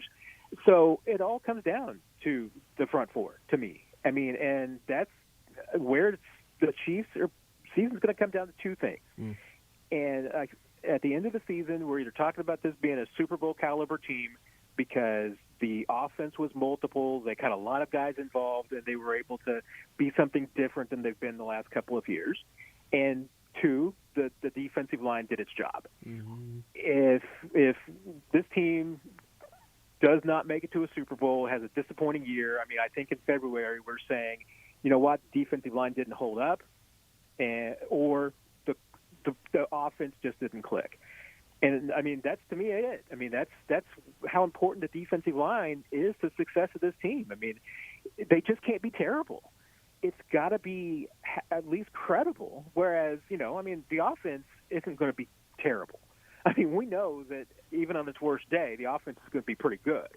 It's just that, you know, hey, the Chiefs' offense needs to be great. Mm-hmm. And I think the potential is there, but, you know, it's a different scale. So, you know, that's to me is, you know, like I said, Joe Colin's got really high expectations for this group, but I don't know that setting the goal out there is great. But to me, I mean, you just need this group to be middle of the road. If that can do that, then I think you got the talent around the rest of this team to compensate for it. But if the defensive line is worse than it was a year ago, I don't know if I see a whole lot of different results for this team. Yeah, I think that's very fair. To go back to the offense for a second, since you mentioned it, and not that, again, I know you didn't get the book of secrets from OTAs quite yet, but whenever you do look at how Andy Reid and Patrick Mahomes and the other offensive players are talking about this, or just seeing a little bit in terms of being out there in practice for this new look group of pass catchers, what is the sense that you get on how the guys are talking about this new group and what might change there, and all of the different elements in what is absolutely, I think inarguably, the most tumultuous offseason for the offensive side of the ball since Patrick Mahomes took over? Yeah, I mean, the two words that you hear from everybody about this receiver group is just tall and fast. I mean, those are the two good things to be. That's exactly. I mean, if you're going to be a receiver, exactly what you want to be is tall and fast. Yeah. You know, and I mean, I think that, you know, there's things you can do when you've got that. When you've got speed and height, there's things you can do with your receivers that I just don't know that the Chiefs could have done in the last couple of years. And, you know, and some of them are just going to be that, you know, I don't know that there was any point in the last few seasons that Patrick Mahomes even, and I would throw Sammy Watkins into this category, you know, as being maybe the best example of this, but just being a receiver that he can just chuck the ball to when necessary. I mean, really, Travis Kelce's probably the only guy in that category. Yeah. I mean, you know, and even then, I mean, your tight end, it's a limited possibility. Mm-hmm. I mean, your tight end is typically not going to be the guy that you're just, you know, flipping the ball down the sideline to and telling him to go get it. The Chiefs haven't had that. I mean, Tyreek could do it, but I mean, when you're Tyreek size and you're going up against a 6'1" corner and you're just throwing a jump ball down the sideline, you got to make a heck of an athletic play. And Tyreek was certainly capable of doing that. But now the Chiefs have some guys that they don't have to make a terribly athletic play to be able to high point the ball on any corner. And that's a weapon. I mean, we saw what the Bengals did to the Chiefs defense with just that kind of play. It has a place. And suddenly, even if it's only, you know, 5 or 6 plays that you can suddenly throw into this offense that weren't there before, that's a benefit. Yeah. And so, I mean, the height of these guys, I think, is something that the Chiefs definitely want to try to take advantage of. And there's different situations on the field and different places where you can do that. But I mean, once again, I mean, that's to me something that's going to be a differentiator. I don't know that this offense can necessarily be as good as it has been at times in the past, but it could be different, and different might just be effective. Yeah. I'm going to ask you about this player. I'm going to ask because I feel like the hype has been drummed up from everyone, from the Chiefs themselves to Patrick Mahomes and Travis Kelce to everybody watching to everybody having this conversation since this player was formally acquired. Do I even need to tell you who the player is going to be, or do you already know? I assume you're talking about Justin Watson. I want to know. No, I want to know if Justin. I want to know if Justin Ross. You're so close. I knew exactly who you were talking about. Matt, I thought you were gonna get it, and then you said the wrong last name, and I went, "Oh, Matt's so stupid." I just think, mess with you. I think, Matt is so famously not that smart, and I have to explain it to him. Yes, indeed. Tell me about either of your favorite Justins. Well, since I know you're talking about Justin Ross, Actually, do you want to give the quick elevator pitch on Justin Watson? Justin Watson, yeah, he's a 4-year vet. He knows his stuff. He can play special teams. He's big, tall, and fast. What's not to like? He's just really Patrick Mahomes going, oh, that guy's real fast is just my favorite. I think what did he say? He had to text Brett Veach and ask how fast he ran. Like that is my favorite. That's my favorite OTA quip maybe of all time. It's just perfect. That's up there. I mean, that's definitely up there. Okay, anyway, sorry. Tell me about Justin Ross. I am glad that we got our Justin Watson mention on Almost Entirely Sports whenever he catches a touchdown in Week 1. I can say we've been on this since June. But Justin Ross, I mean, I'm still in the category of just tap the brakes. I mean, there's a lot to like. He is, once again, a phrase I like to use, he's a tremendous lump of clay. There's just so much athleticism there, and there's so many different things that the guy's done in the past, and there's clearly more things that he can do. I mean, the health is going to be one factor. But I think the other part of it, too, is just to remember this guy has not played a whole lot of football the last few years. Not just the injury, but COVID, too, limited, some of his opportunities. Yeah, he was back last year, but, still wasn't a full go, and the foot injury as well. Limited a lot of his off-season work. I mean, this guy just has not played a lot of football. And I'm not sure that even some of the ways that he was used in college necessarily completely translates to the Chiefs' offense. And not to mention, by the way, the Chiefs' offense for a rookie wide receiver is really, really hard to pick up. Yeah. That's why, I mean, I think Justin Ross has to make this team because I'm not sure that he makes it on through the waivers onto a practice squad, even though, Dabo Swinney did tell us that only 4 teams were supposedly interested. I'm sure there's a lot more now. But so let's say he makes this team. What's he going to be? I mean, if he's going to make the team, he needs to contribute on special teams because he's going to be probably maybe, at best a 4th receiver, but more than likely 5th or 6th. And if that's the case, you need to play special teams. Can he return kicks? I mean, those questions need to be answered. We're going to just need to see what happens when the pads come on. I mean, making catches, when nobody can hit you in a bubble is nice, but, you really, this time of year doesn't really tell you anything about a receiver. There's a lot to like, but there's about 15,000 more steps that Justin Ross needs to complete to be a stud receiver in the NFL. I think we're on step 8. Well, I don't know what rock I was under, but I totally missed this quote from Dabo saying, I didn't know that only 4 teams actually cleared him medically. That's a pretty small group. Veach talked about it right after whenever we talked to him the first time after they signed him and, talked about the Chiefs typically being pretty conservative, but also they went through all of this last year as well. So with clearing Trey Smith, and obviously he fell a lot farther because of the health stuff. Don't know how many teams were clearing him, but does that intrigue you at all? Is that clear? I mean, you remembered that quote that I again had apparently missed completely from Dabo. Anything intriguing there to you? That the Chiefs are in such small company?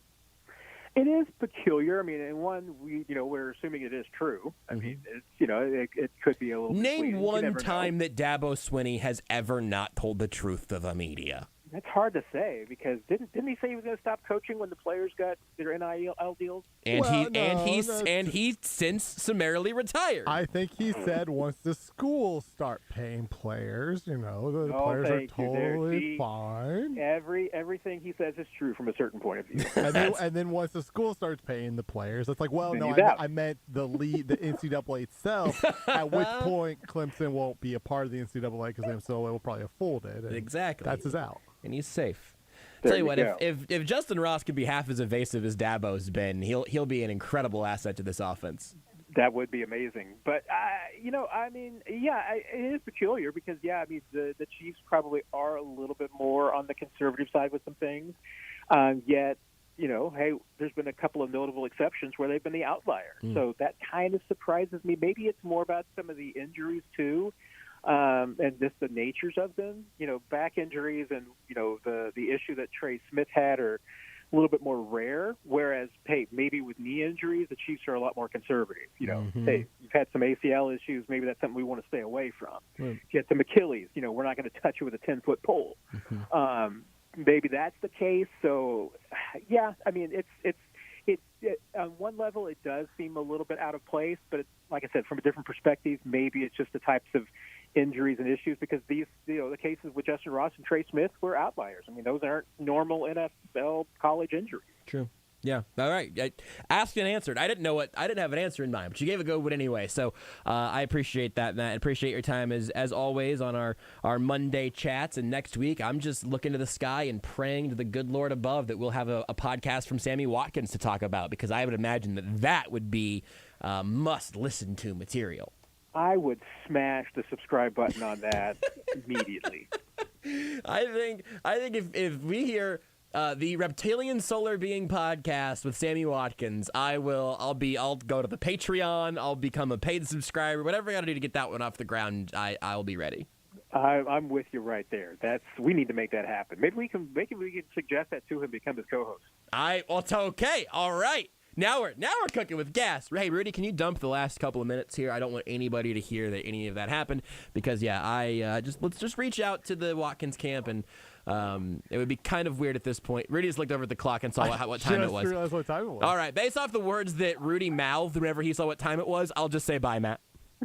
Bye, guys. That's Matt Derrick of ChiefsDigest.com. Follow him on Twitter at Matt Derrick, and occasionally you can see him on Sunday Sound Off, flanked by 3 of the biggest morons that have ever been on television, all at once, which really was only good for Matt's Q score, I would think. Again, that was me and Jason and Mick, so I felt safe saying that. It would have been weird. I was like, yeah, and it was also the first time that I ever did a show next to, I don't know who I would fill into that spot. Sammy Watkins. That podcast would be worth listening to, though, right? Oh yeah. I mean, that would be. I check out the premiere episode for sure. It's also possible that I am not in touch with myself enough to really fully appreciate and understand it, because Sammy Watkins is a very interesting, just like spiritual individual. But I think I'd enjoy it. Well, this segment began with us discussing the importance of taking things out of context, and so until Rudy summarily goes through and turns that right back into a liner for the time we come back next break, I'm just gonna stop talking and just see how quickly Rudy can turn himself into a liner. Maybe we'll have the payoff in a couple of minutes. Take the show with you wherever you go. Listen live on the Sports Radio 810 mobile app and 810WHB.com. Hey, Kathy, what are you doing? I have this signed Chiefs jersey that I want to frame for my husband, and I'm looking for a coupon. Do you know how expensive custom...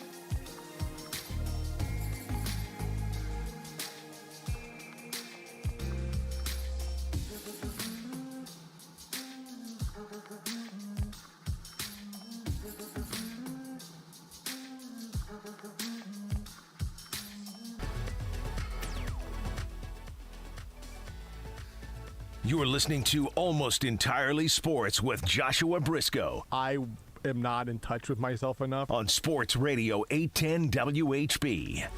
Thank you, Rudy. Appreciate it. You're welcome. Wanted to let you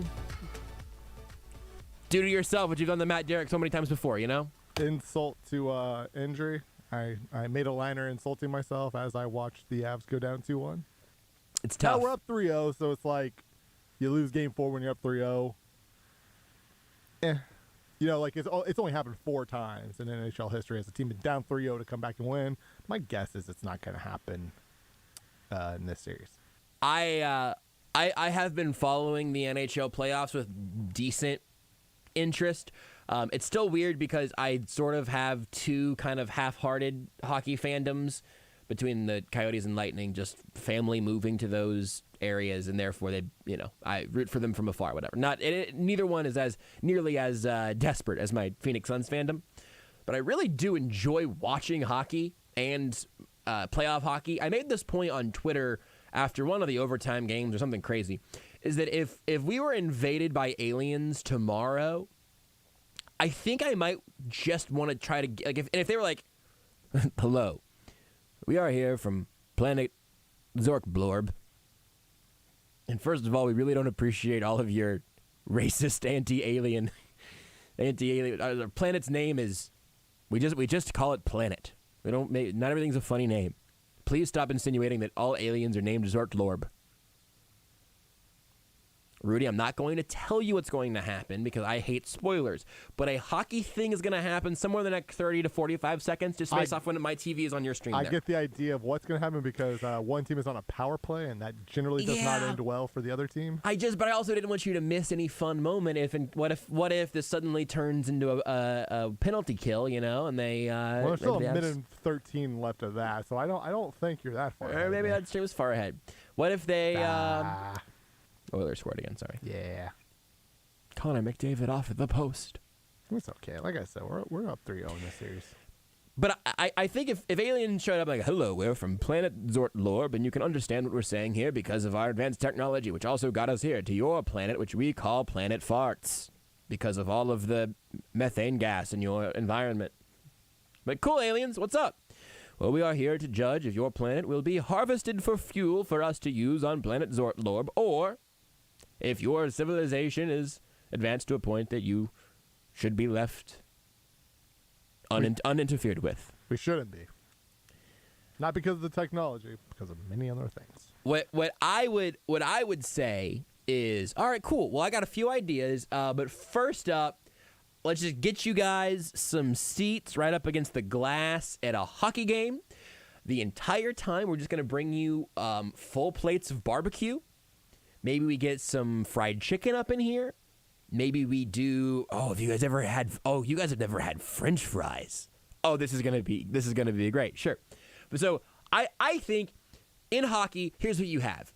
Humans appear more physically intimidating because they have pads, they're on skates, they're faster than usual because they are just sliding on ice, on swords, no less. There is a violence to this sport. Then also, if it's not going well, we have intermissions to talk amongst ourselves to try to figure out what plan B would be. You could, if you... it's not that complicated. Also, you might be thinking, well, wouldn't the NFL contribute to a lot of this? Yeah, but this is a little bit different, and most importantly, it is fun. It is fun for anybody. Yes. I think football gets more fun the more you know about it, at least to a certain extent. You try to make somebody who's never watched football enjoy a football game, and they're going to be asking you a lot of questions for at least a little while. Hockey, you could literally drop in an alien. They're going to more or less get it pretty quickly, and it's on swords, and they're all holding long sticks that they occasionally hit each other with. It's so fast-paced. It's so chaotic, and it's even like that in the crowd, right? Yeah. Like that really, that is. I will say, if we were in a situation where it's like, okay, you got 24 hours to show us the best of your civilization, a playoff hockey game. It is about as good as it gets to like really get and I think anybody excited to make them want to be like, yes, humans, more of this, more humans. The hockey environment's fun, man. I've only been to one professional like NHL game, and goodness, I mean, like that's why I'm an Avs fan because I saw the Avs play live. And I was just like, this is awesome. It's great. It really is incredible. It's a blast. I don't fully know every rule. Like I've got everything down except for the icing thing. I still haven't fully put together icing, like what makes it icing and what doesn't and makes it not icing. Everything else I have it down. Onside, offside, all that stuff, simple.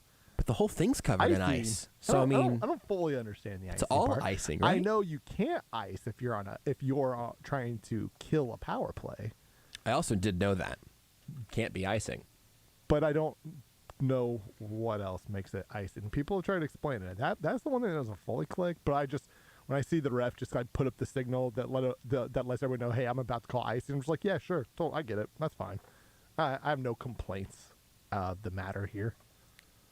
Also, no VAR. You know, you're not gonna have aliens just. There's a little bit of it, but not like that. You're not. I think we're gonna be okay. You're not gonna have a ref skate over, do the little thing. No, that's okay. I mean specifically with you sort of saying you didn't have complaints. I was specifically transported to whatever happens. I'm not usually watching when this happens, but whatever happens when my entire timeline starts tweeting about VAR on like a Saturday or Sunday morning or whatever, because everybody's watching EPL except for me apparently. People hate VAR. We don't need that though. VAR and MLS, though, You've called it VAR twice now. Are we supposed to call it VAR now? Yeah, it was definitely VAR for... Yeah, we all call it VAR. I don't think we do. No, we definitely call it VAR. I don't think I'm somebody who gonna watches call it VAR. The English Premier League. You watch a lot of it. No, in this... We do call it VAR. It's funny where Arrowhead Stadium has a field. Yes. What's that field called? I mean, it's gay hop, but like I'm... in one situation, I'm ahead of the curb. In another situation, I'm just right on in the middle of the curb with everybody else. Sorry, spell the last word of that little phrase for me. Ahead of the curb? Or curve? Is it curve or curb? No, it's like that famous Larry David show, Curve Your Enthusiasm. I mean, I would say either applies, right? Like a curb is a curve. I'm going to see if anyone else has ever... I'm Googling ahead of the curb. I'm genuinely asking, is it curb or curve? It is ahead of the curve. I don't know why. I feel like I've heard... I'm on Grammarist.com. I feel like... I feel like I've probably... And maybe I've never heard curb, but you hear the word curve, and somebody just didn't put a full enunciation on the curve, and it's like, oh, it's curve, and so it just curbs in my head. Welcome to the bread and butter of Almost Entirely Sports. We will not be playing Steve Spagnuolo audio this segment. We will be reading from Grammarist.com. You better hurry up because you got 1 minute and 5 seconds. Ahead of the curve is an idiom that was most probably derived from the military. We will examine the definition of the phrase ahead of the curve, where it came from, and some examples of its use in sentences. This article on Grammarist.com it says ahead of the curve versus ahead of the curb. The phrase ahead of the curb is an eggcorn. New word for me. Eggcorn? EGGCORN, which is a misheard word or phrase that maintains its original meaning. Oh. Ahead of the curb is a fairly common mistake, but it is incorrect and should never be used, says Grammarist.com. So it's kind of like a Nelson Mandela effect type of situation. Not the same thing, obviously, but it lives in that corner of the world. That curb of the world. When discussing the amount of power a pilot must ask of his aircraft engine in order to maintain speed and altitude, pilots may talk about being ahead of the power curve or maintaining a good speed and altitude, or being behind the power curve, which case they lose speed and altitude. That idiom, ahead of the power curve, came of use in the 1920s. Now here we go. I think I'm just ahead of the curb. Curve your enthusiasm. You are listening to Almost Entirely Sports with Joshua Brisco on Sports Radio 810 WHB. We've all been there.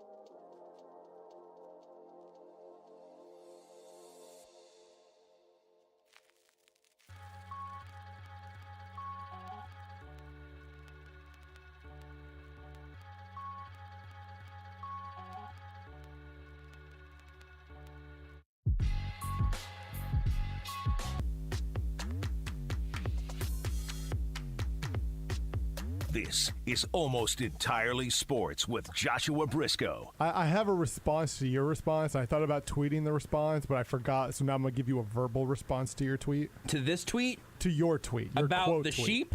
About the why was it compared to a kangaroo? Who is on? Don't spoil. I haven't read it yet, Rudy. You just asked the question. I'm gonna read it. I said I was gonna read it, and you then Beers literally wanted to play just the asked thing. the question. I asked if you saw the tweet, and you guys said yes, and I said okay, I'm gonna read it. And then I said I'm going to give you a response, and then you asked a response to what? And so I answered the question. To my tweet about the sheep. If you didn't want the answer, don't ask the question. Don't give away the punchline. On Sports Radio 810 WHB. Just good. I'm just glad that we have the liners. So again, sometimes it's the only way that I'm fully reminded of the fact that this show is often good. Is just the stuff that has been preserved in the liners, like dinosaur DNA in amber. Just absolutely fantastic. All right, here we go. It is 9 o'clock on a Monday, or not really anything terribly interesting has happened in the sports world over a pretty slow weekend, so it feels like a good hour to me to celebrate with a little AES After Dark. Typically, AES After Dark includes little to no sports, which you might say, Josh, how is that any different than the first hour of the show today? And I would say, hey, in the first hour of the show today, I eventually talked about Jimmy Butler and the idea of how we talk about the way that we look at successful versus unsuccessful sports teams based off of one individual moment.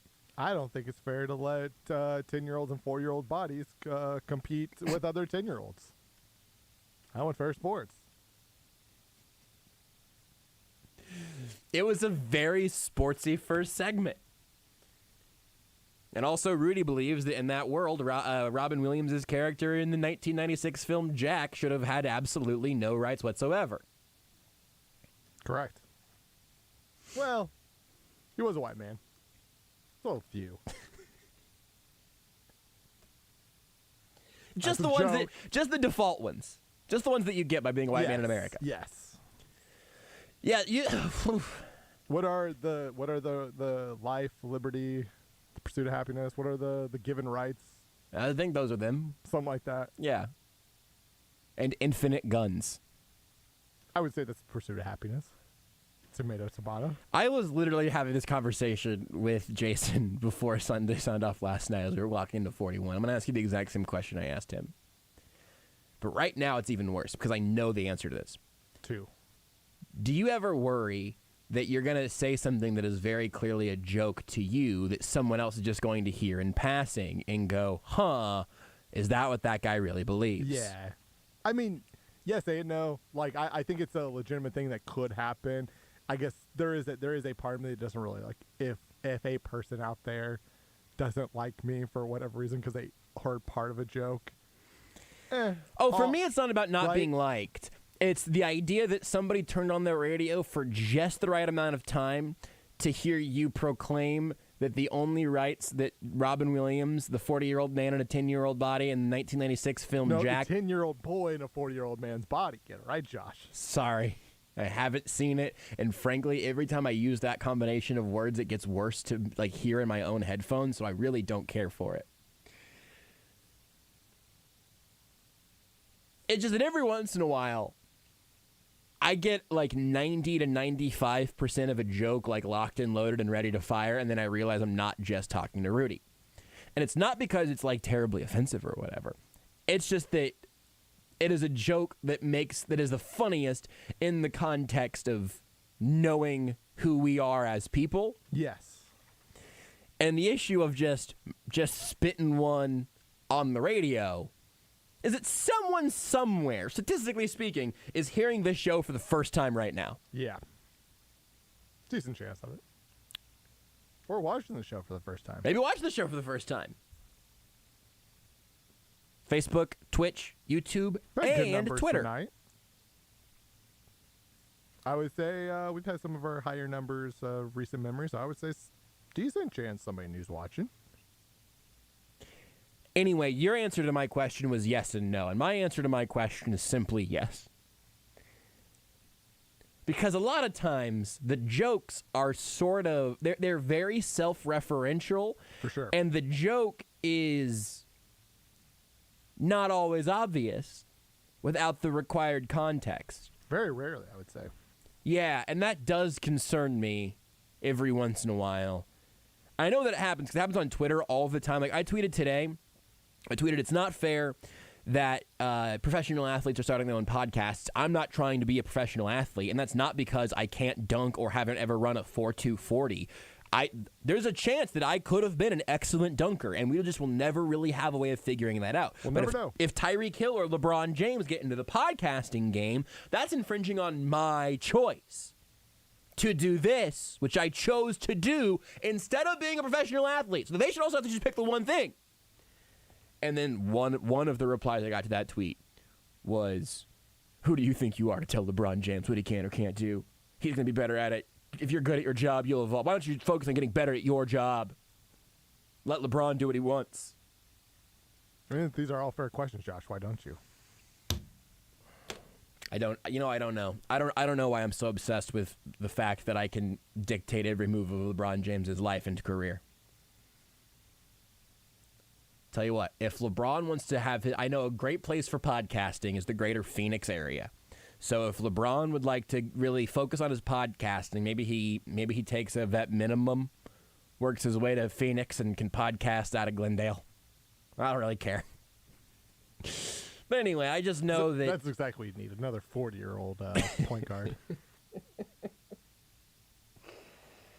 It hurts because I think for the first time in my lifetime, adding LeBron James to my favorite team would not fundamentally change things. 3-2, baby. Avs have scored again. Back at it. Back it. That's nothing. No more sports. Hey, this is AES After Dark. Why has there been so much sports here? Oh, did you see the replay? Yeah, it went off an It own went goal. off the dude's leg. There's an own goal off of Oilers' leg. I don't know if they have here's the beauty of the hockey. I think even if there it is like a deliberate own goal, you still get credit for it. I think it's like Rocket League rules that way, yeah. Dude, the best thing about hockey, especially if points matter This to is you, incredibly sportsy. No, Go but ahead. This is where it gets fun, is assist. If you shoot the puck and it, say, deflects off somebody, it deflects off your own teammate and goes in, Planned the guy right. who it deflected off of gets the goal, but you get an assist. Huge. You get an assist, even though you were not trying to pass. You don't know that. You weren't. You don't know that. You were going for goal, baby. Maybe I was. Maybe I was trying to I love hockey point rules. whip it off my teammate's ankle. I don't see the problem here. That was my assist. I also like the hockey players who their job is just to be big in front of the net. Just Yes. for that is what they do. They score goals off just standing there and letting the puck hit them or their stick and just hoping it goes into the net. I think there is some skill to. It's not all luck, but there's a decent amount of luck involved. you should get an assist, I think, both for last week telling me before the segment began that Alec Lewis was making dinner, Yes. which led to our entire segment there. That's a direct assist. But I also think you should get credit for earlier saying the phrase ahead of the curb. Yeah, that's an indirect assist. That's an indirect assist right there, and I think you deserve points for both of those. Thank you. I think you should go to the penalty box for the fact that we have now spent a decent amount of this AES After Dark hour talking again about Robin Williams in the 1996 film Jack, talking about our own joke structures not necessarily working well for a new audience, and also hockey rules. Major or minor? I think it's probably a little 2-minute minor. Okay. Yeah. But I don't want you to do it right now because we got to keep doing. So you know what? During the commercial break, I would like for you to take 2 minutes of our commercial next break. I'd like for you to just sit there, just think about what you did. I thought you were going to make me go out to the patio, at which point, say I was locked out, at which point I was going to say I'll be back in about 60 seconds because I'll jump to the Jump tree. off the tree and come around. Get down and get around. Yeah, that's okay. We can do that. All right. So next commercial break, you just go sit. What? You know what? Let's draw a line in the middle here. Go spend 2 minutes in Lebo's office. He's not here, of course, but just go spend 2 minutes, just sit in Lebo's office. It's pretty cold in there, so it'll feel like being in a penalty box at a hockey rink. And I think that maybe that'll freeze some thought into you. You can come back next segment and tell us what you learned about an acceptable number of times to reference the 1996 film Jack starring Robin Williams. It's a good movie. where he plays a 10-year-old stuck in a 40-year-old man's body. It's not his fault. It's a rare genetic disease. Causes him to age fast. And you know what they say about rare genetic diseases? He's just living the best. He's just trying to live the best life he can. See, there was an icing. I don't know what icing is. Comedy gold is what they say about rare genetic diseases. Comedy gold, as evidence in the 1996 film Jack, which only Rudy has seen. I don't mean between the two of us. I mean in the world. I mean, I think in 1996, if you see a movie that says Robin Williams and another actor who shall not be named, I think people flood to watch that movie. Let's do some Nowadays- Shot Clock reviews. It's time for Shot Clock reviews. If you're new to the show, here's how it works. We have things that we watch or play or listen to or do or whatever over the course of a couple of weeks. We like to do Shot Clock reviews at least monthly, I would say. Maybe it's a couple times a month, depending on how much media we're all consuming. And How many shows we have? or how many. That's also true. And in this case, here's what we do. We all get 24-second shot clocks. By we all, I do mean me and Rudy, because last time we did this, Adele was here, and we used to do this with Beards, R.I.P. and peace. But we'll go back and forth. We will do our reviews in 24-second increments. You'll hear an NBA shot clock in the rear view. Rear view? That's not what that means. Background. It'll sound like this. When the 24 seconds are up, you'll hear a buzzer.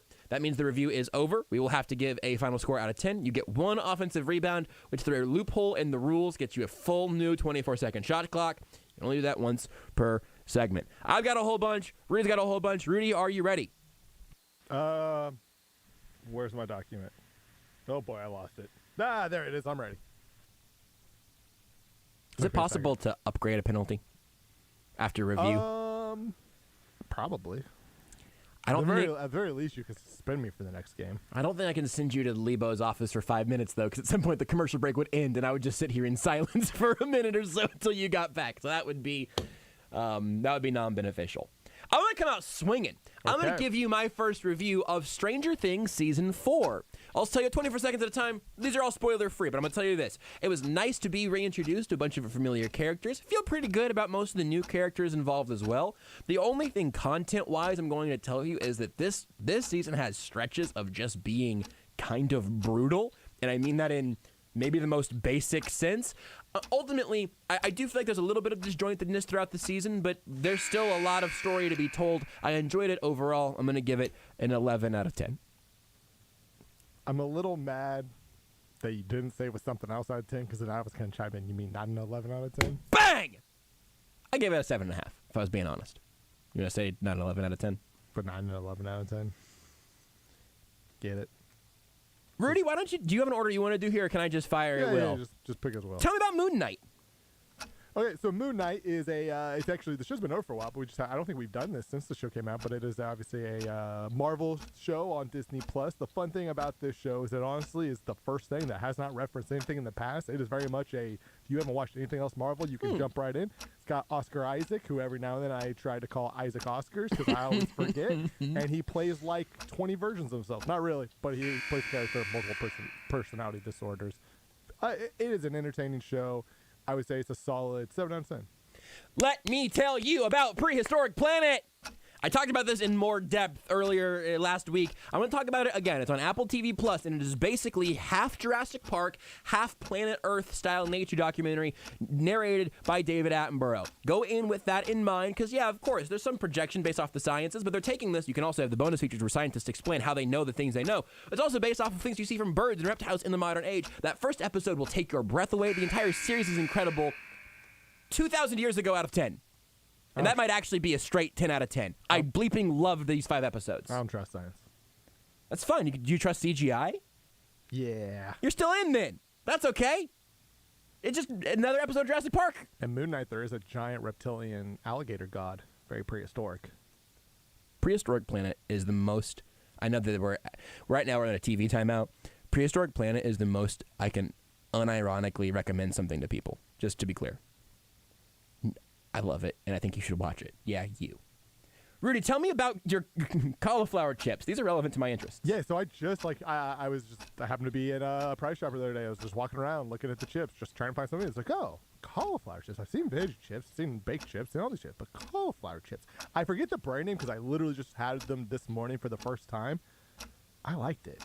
You know, the salt ones, maybe not like super flavorful, but like flavor enough. Just maybe like a little bit more, but the buffalo flavored ones had a kick to them. Cauliflower chips. I'm on to the trend of cauliflower becoming other grainy food things. A good 8 out of 10.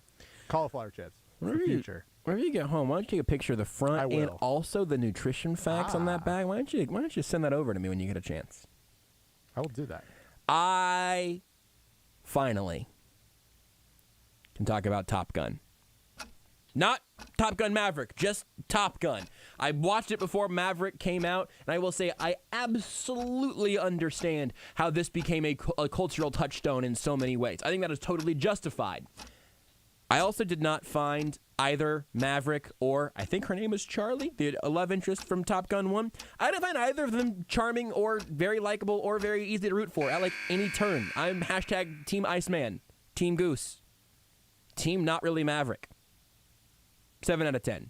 And I would like to talk about Top Gun Maverick.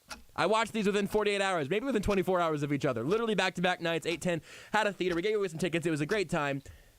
I wasn't a huge fan of Maverick in Top Gun, so how was I going to feel about Top Gun Maverick? It's also quite good. It's a very enjoyable time at the movies. My general feelings on Tom Cruise are still, I think, pretty lukewarm.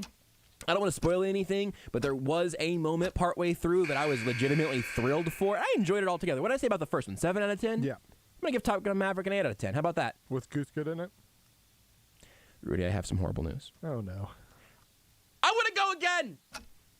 I want to talk about movie theaters because I went and saw Top Gun Maverick in a movie theater. Now, I will say that I did accidentally at one point turn on the seat warmer in my seat. I didn't know my seat was going to have a seat warmer. But I will say this. I've gone to a few movies now, post the peak of everything shutting down and peak pandemic and whatnot. And I kind of thought that I honestly might check out movie theaters in the pandemic. I love watching movies at home. Forget how good movie theaters are. Want to go back again soon. Movie theaters are great. 9 out of 10. Okay, you can go again, Rudy. Why don't you tell me about Better Call Saul? Okay, yeah. So Better Call Saul is a spinoff of Breaking Bad. It's the prequel, kind of. Not so much about, the Walter White and those people, but it's about how Saul Goodman becomes Saul Goodman. And Saul Goodman, honestly, I think was the best part about Breaking Bad. Breaking Bad, great show, like great character, but Saul Goodman was the best part. Bob Odenkirk's a phenomenal actor. It is just fun seeing the transformation of who he was to who he becomes.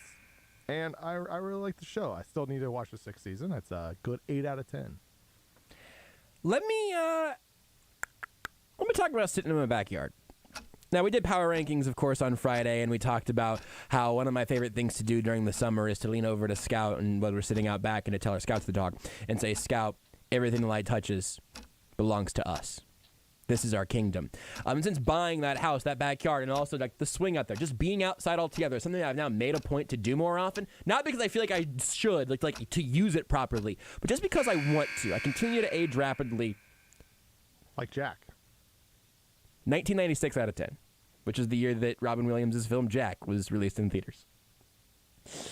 Rudy, tell me about... do tell me about your experience with Pokemon Red. Yeah, so I've been replaying Pokemon Red, the 1996 video game. Starring Robin Williams. I think it released 1998 in America, but 1996 in Japan. On my 3DS. You are a 40-year-old man stuck in a 10-year-old body. 10-year-old body. I've not played that game in so long. There are things about it that are like, oh yeah, I forgot that like JRPGs were like this, that it took like 80 hours to beat, and there's some like excruciating, painfully slow things. But the nostalgia trip's a blast, and I'm enjoying it at a 7 out of 10. I want to talk about the Kendrick Lamar album, Mr. Morale, and the Big Steppers. I very much appreciate, by the way, that I was invited onto a music podcast that I've tweeted about since then. If you want to hear more thoughts on what I thought about that and also something else to talk about later maybe, and also Glass Animals, you should listen to the podcast.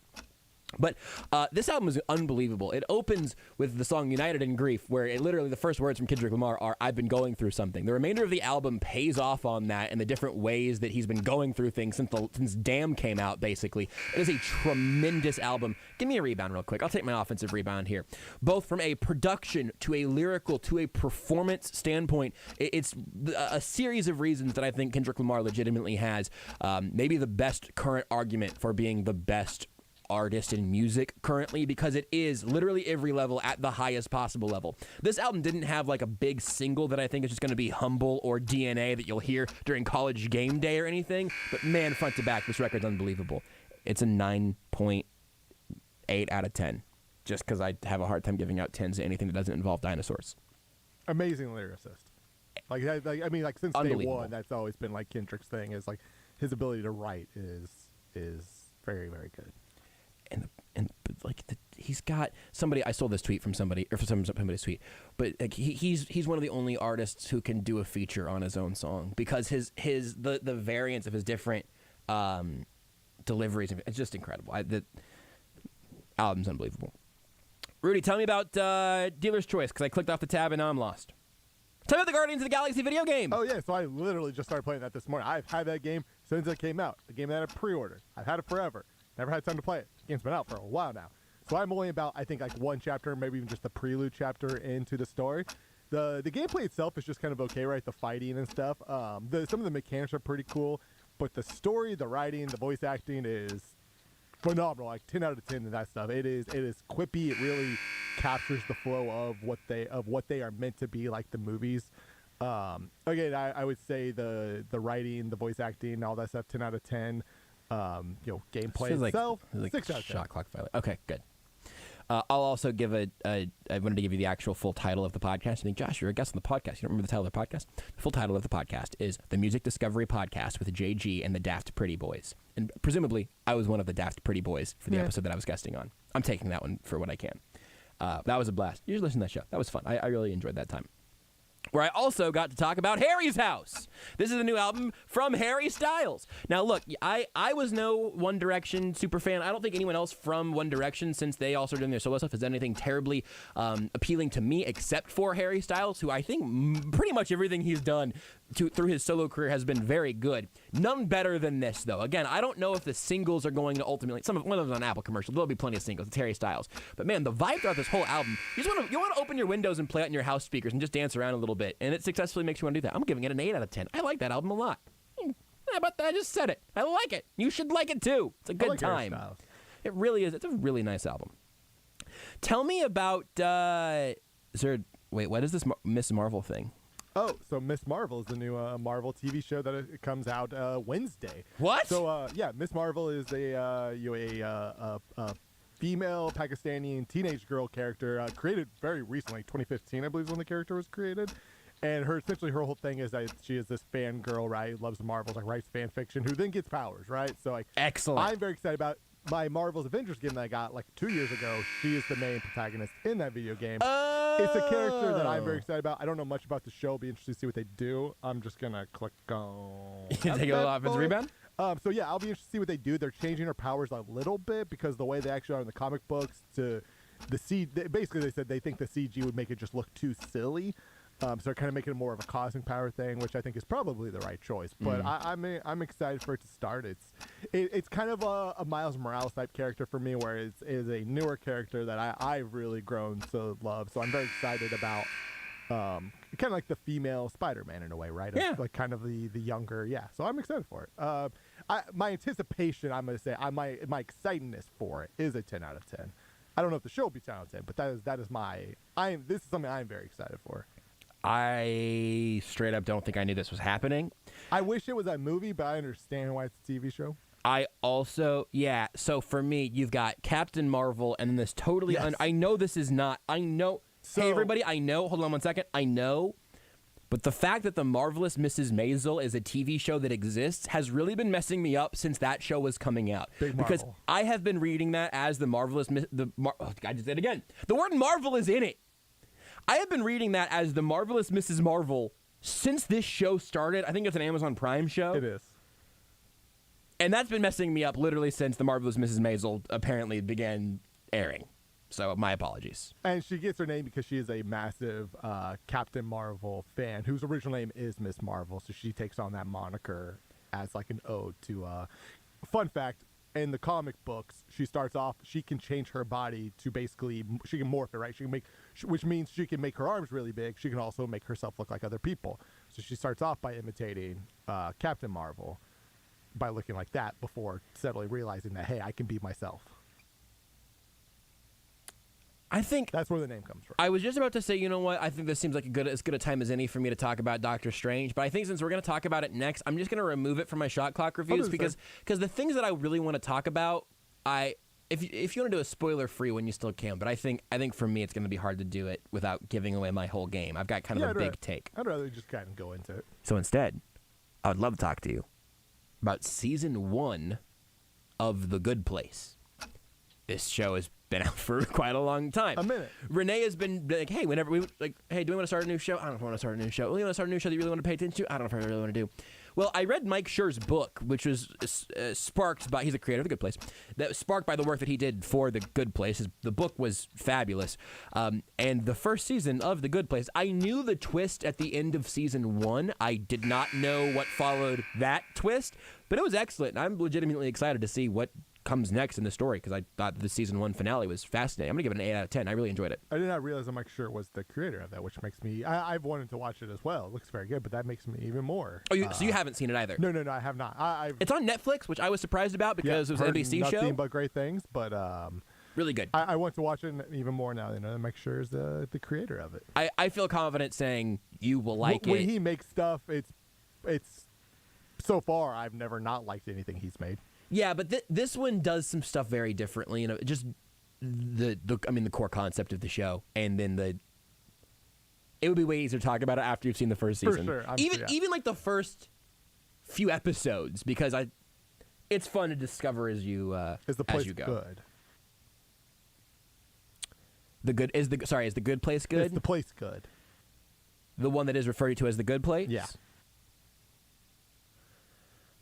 Look, man. I mean, this show's gonna be just mystery after mystery for you. So I would hate to spoil that. But it show's very good. Why don't you tell me about? Hey, Rudy, why don't you give me a shot clock review of Avs Oilers Game 4 currently ongoing? Yeah, so it's currently, hey, Avs just scored, so I'm feeling better. It's 4-3. You know, hey, Avs have had an amazing playoff run. They're up 3-0 in the series. They're going to win. They're going to go to the Stanley Cup Finals. They are the best team in the playoffs this year. They are the deepest team in the playoffs. Now, injuries are starting to pile up a little bit, but the top players are still there. This team, I think, is going to win the Stanley Cup. They should win the Stanley Cup. Wow. This game, only like a 5 out of 10, but playoffs overall. Which I'm only giving a score for Game 4. Yeah, that's right. Says. Just so Game 4. You Game 4 wrote this. Is a 5 out of 10. Here's my last one. We'll get one more from you, then we'll take a break and we'll come back and spend a little more time on the Doctor Strange discussion. My last shot clock review for you today. It's going to be an obscure one for a lot of people. Not sure if a lot of people know this. I'm stunned. It's a funny little game called Rocket League. So look, I know that maybe a lot of people kind of already did the Rocket League thing for a while, but eventually it came out on Switch and I downloaded it and I played it a little bit here and there. But somewhere along the line, I played it just enough to realize, man, I'm irredeemably bad at this, but I feel like if I was a little bit better at it, it would be a lot more fun. I am still not good at Rocket League, but I'm just good enough with the help of people who are better at it online for it to be as fun as possible. It's a good game, folks. It's an 8 out of 10 video game. I got a suggestion for you. Have you heard of this game called Fortnite? I don't really like buildings or the evenings very much, so I don't know. How do you spell that? F-O-U-R? Yeah, 4 nights. T period. 4 T nights? Nights with a K. Oh, hold on. 4 nights at Freddy's. Doesn't look like it's for me. All right, Rudy, give me your shot clock review of Pokemon Go Fest. Yeah, so we went out. Obviously, did Pokemon Go Fest this previous weekend. I had I had a solid time. I had a really good time hanging out with you. I had a horrible weather time. was very nice. Well, good weekend weather to like not sweating and like dying. It was awful. The event itself was just like, we talked about it a bit. A little under par, right, in terms of the actual like app experience goes. But I had a very fun time hanging out with you. It was a very good 8.1 out of 10. Why is it 8? Or just 8-10. That's what I thought you were. Dumb. Wow. I don't know why I thought it was like 8.1 out of 0, but that makes no sense. That ended about the way it should have. Not my best moment.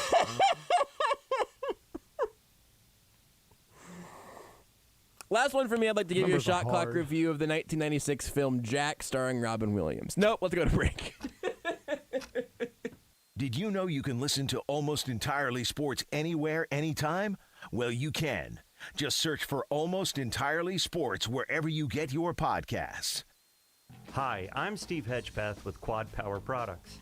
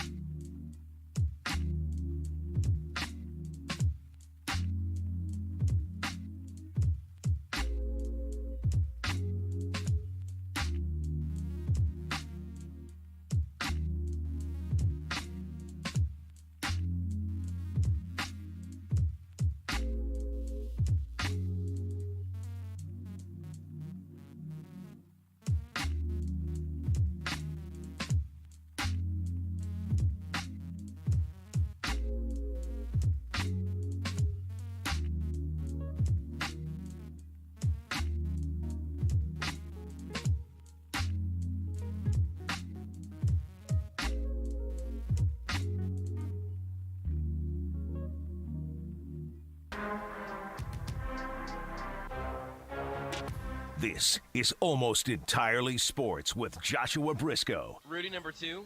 The great, the legend, Cool Joe Montana. That's what they called him. Cool Joe. Cool Joe. Cool Joe Montana. Montana. On Sports Radio 810 WHB. AES After Dark continues, and I will say that we gave you a spoiler-free section of shot clock reviews. Rudy currently flying high. The Avs have tied it up. So McKinnon. Back on sweep watch for Avs Oilers, which I know is good at hockey. Something we're all really, really invested in. Rudy just one of the many. I mean, all of us absolutely paying for our entire seat, despite only needing to use the edge of it during this series. But I'm rooting for you to find happiness in your Colorado Avalanche, unless they end up against the Lightning in the finals. And then I think I might just wear my Lightning jersey every day. I don't care about them as much as you care about the Avs, certainly. But I do like that jersey, and it's funny whenever your team loses. I would say you care about my pain and suffering as much as I care about the Avs. Pretty much, yeah. I think that's fair. Also, Warriors in 5, just in case Beards is listening from the beyond. Yeah. A gentleman's sweep, some would say. Some would say. I've always felt like that should apply specifically to losing game 1 and then sweep. Is there a phrase for that? I think that is a gentleman's, or maybe gentleman's sweep is just winning in 5.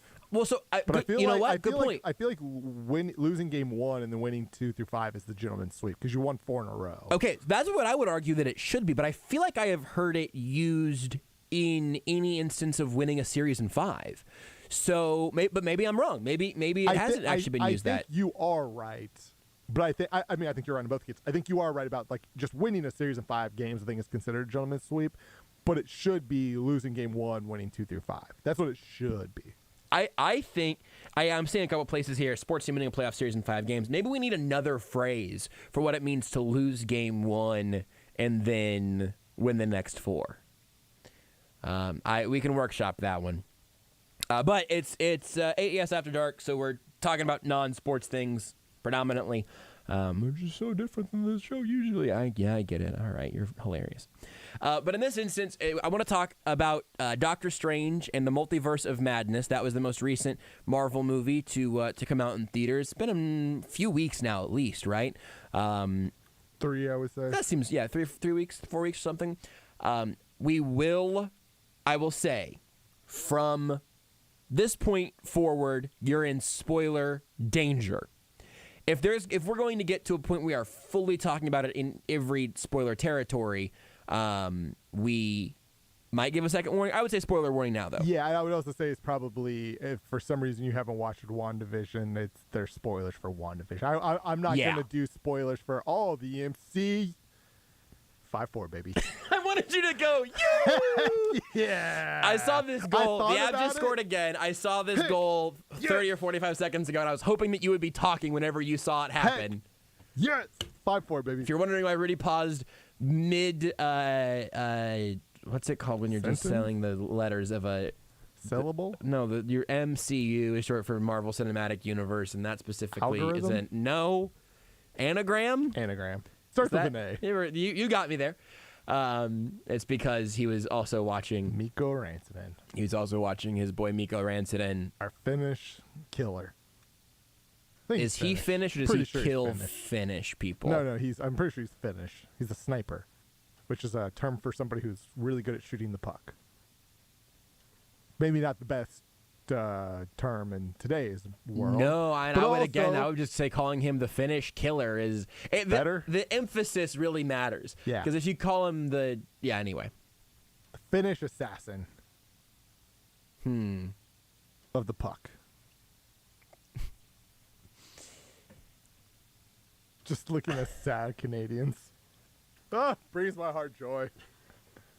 Nothing against Canadians. I want the Avs to win.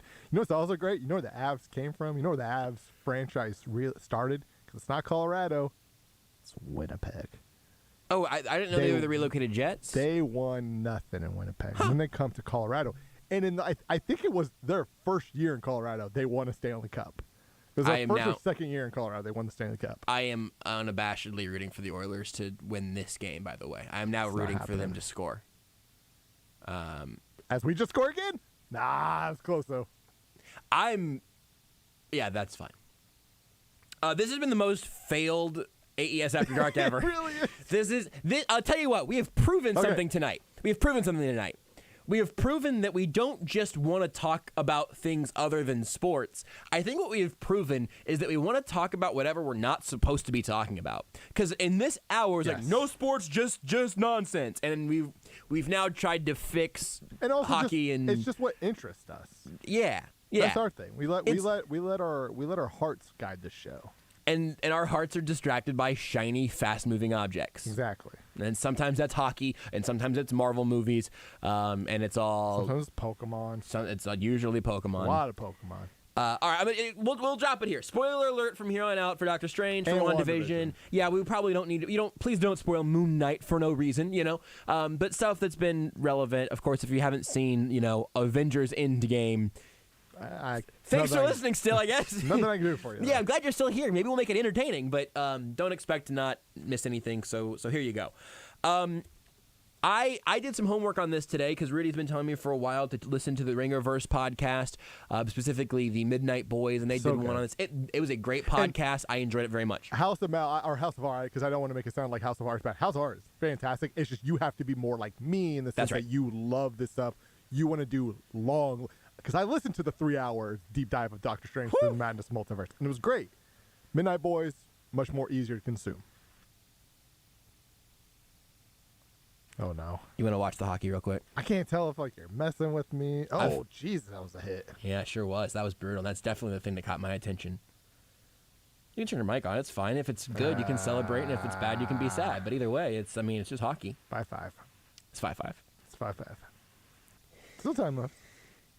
So I listened to that podcast, and honestly, because it is a podcast devoted to not all Marvel products, but nerd culture in movie and TV form in large part. The MCU is a large part of it because they're just kicking out stuff at this point left and right. And so anyway, I would absolutely, I'm one episode deep, and to the point that I was asking Rudy whenever I got in, whose voice is whose exactly, because that's something occasionally, you got a podcast with 4 people, that I'm behind the curb, First some time would I say. listened to the Adventure Zone, I had that same thing, right? Yeah. Like, okay, I knew Clint was easy because he's the dad. Right. So he had the old voice, but everybody else, I was figuring it all out. So I now have my McElroy radar is calibrated, but I have to recalibrate it apparently for new shows. So anyway, I went in with a little bit nervous because I did not know what I was going to be walking into podcast wise. Yeah, that's fair. Within Doctor Strange, I'm going to give you here's what would have been my shot clock review.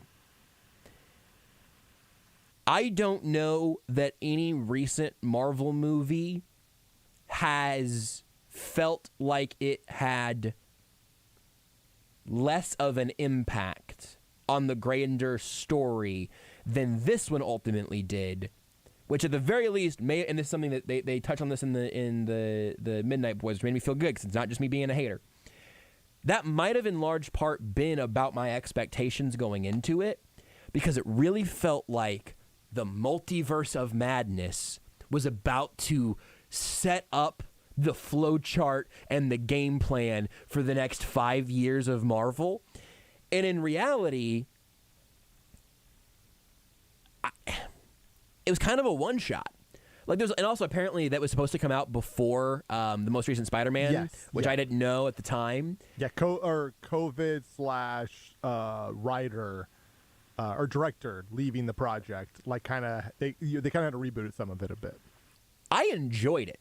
I honestly think I would probably enjoy it more the second time when I know what I'm going in for. But I think I was expecting more from it in the big picture sense, even though I think it checked almost every box of something you might ask for in the 2.5 hours or whatever that you're actually there.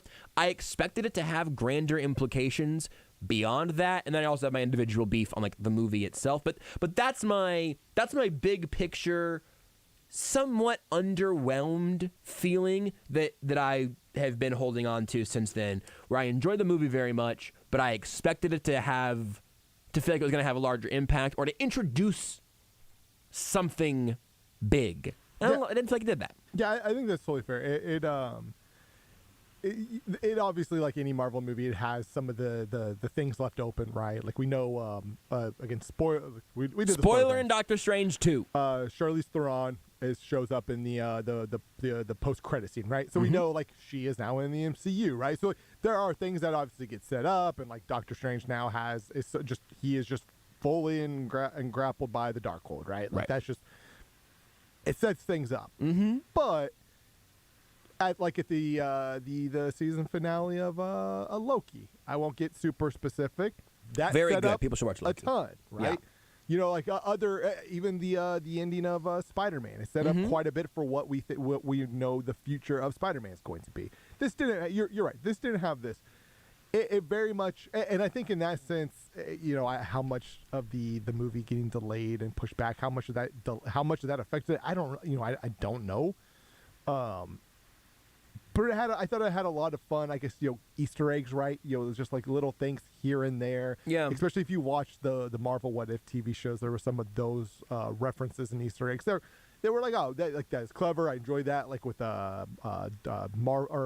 Zombie Strange, right? Like that is a What If. You know, which I forgot about. I have not seen What If. Another quick reset. Rudy has seen like every Marvel thing ever. And I've got a few gaps. I've seen the majority of stuff, especially the majority of movies, but I've got a few gaps. And What If doesn't have any like necessarily story implications as much as like Captain Carter is that stemmed from a What If, right? You know, like that goes back even to the comics, right? Like long ago, but it's a little Easter egg, obviously, to that. But you're right. I think. For whatever reason, I think I went into it with not a ton of expectations. Maybe it's because I just been the movie had been out for a few weeks already, right? And even though I knew nothing about it, I did go into it with very. I wasn't expecting the biggest thing. I was surprised that there wasn't more. There wasn't something bigger that was going to be like, okay, this is the clear path that they're going. Weirdly enough, this seems like it's going to be the Ant-Man movie. I mean, I know is it really? Is well, Jonathan Majors is the main bad in the Ant-Man movie. Okay. Which is strange, but exciting. I don't think I like having Ant-Man forced on me. Ant-Man and the Wasp, but I didn't enjoy it very much, which really stinks. I like Paul Rudd, and I kind of like his Ant-Man. I just didn't enjoy that movie. Anyway. So what did you think then in terms of, I don't know, your grand pantheon of Marvel consumption and what they did attempt to do in that in multiverse?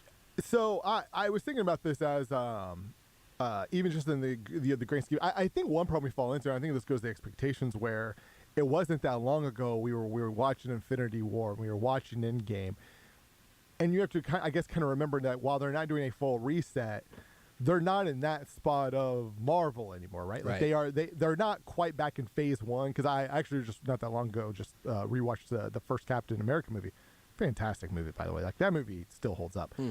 They're farther along in this than they were back then, but this is still like a very early into we still don't fully know what the big story is, right? We know Jonathan Majors is Kang, but even Marvel has said, don't treat Kang like Thanos, right? That it's not quite there. Now, maybe that'll change. Maybe they're trying to downplay it. I hope so, because, again, he is great. Amazing. Yeah. So I was able, I think, to kind of like, and this is after the movie, kind of like play it to the sense that, like, hey, they're still building so much here. And so we don't really know where they're going, right? We don't know who the Thanos is. We don't know what the big picture is, what the end game is.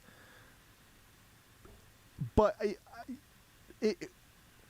I enjoyed I enjoyed the movie for what it was. I enjoyed some of the, I guess, kind of wrapping up a little bit of Scarlet Witch's story, even though I don't love fully. I definitely want to spend some time on that specifically. I don't love fully how they did it. I also don't think it is the end, but I think they did try to kind of wrap a bow a little bit on her story. But I do think I think it's important to remember, just with all of the movies right now, that we are still very early into this new phase of what the overall arching plot is. Yeah, I just wonder if it moved the football at all. You know, like Yeah. it felt like I was sort of expecting. It was like, all right, we're on 3rd and 12 because I'm just ready to see something, and then Doctor Strange checked it down for 6 yards. Like, oh, we're going for it on 4th. I was like, oh, that's good still. I just thought you'd play for the first down here. Maybe it was 2nd and 12, yeah, and not I think 3rd they and 12. definitely but did move it forward some, just in the sense that second, they handed it off on 2nd and 8. That's There we right. go. Now I'm comfortable. Just in the sense that we do now have the ability to access, like they have the ability to access any multiverse they want, really, Yeah. at any moment, right? So like that has been added, but to what extent does that mean? What is it for? We don't know anything, right? Maybe that's it, because to some extent, Loki and what Spider-Man 3, I can't. Home. 3. Far From Home, No Way Home. Loki and No Way Home both did some stuff in there that made me kind of think, all right, we're getting a little closer to where this is going to be headed. So maybe Doctor Strange will clarify some things. It did not take the jump that I think people certainly thought, especially because I shouldn't say we know it's not going to happen in Thor. I mean, in theory it could. It's just, but based off just what Thor is going to be, it seems unlikely. Yeah. I don't remember the exact layout of the movies, like if what is after Thor, if it is Ant-Man 3. It does seem like that is the next big step forward, right? Like where it's, okay, this is where we know what the next 5 years looks like. You mentioned Scarlet Witch. Yes. We got an entire season of WandaVision to like understand her motives and her trauma and where she's coming from. And then a character who they have literally made lose like everything. Everything. They have tried to break her down emotionally like throughout the whole MCU, which is what they do in the comics. Like that is a normal thing. And that, holy bleep. She's just the freaking she's just the Targaryen.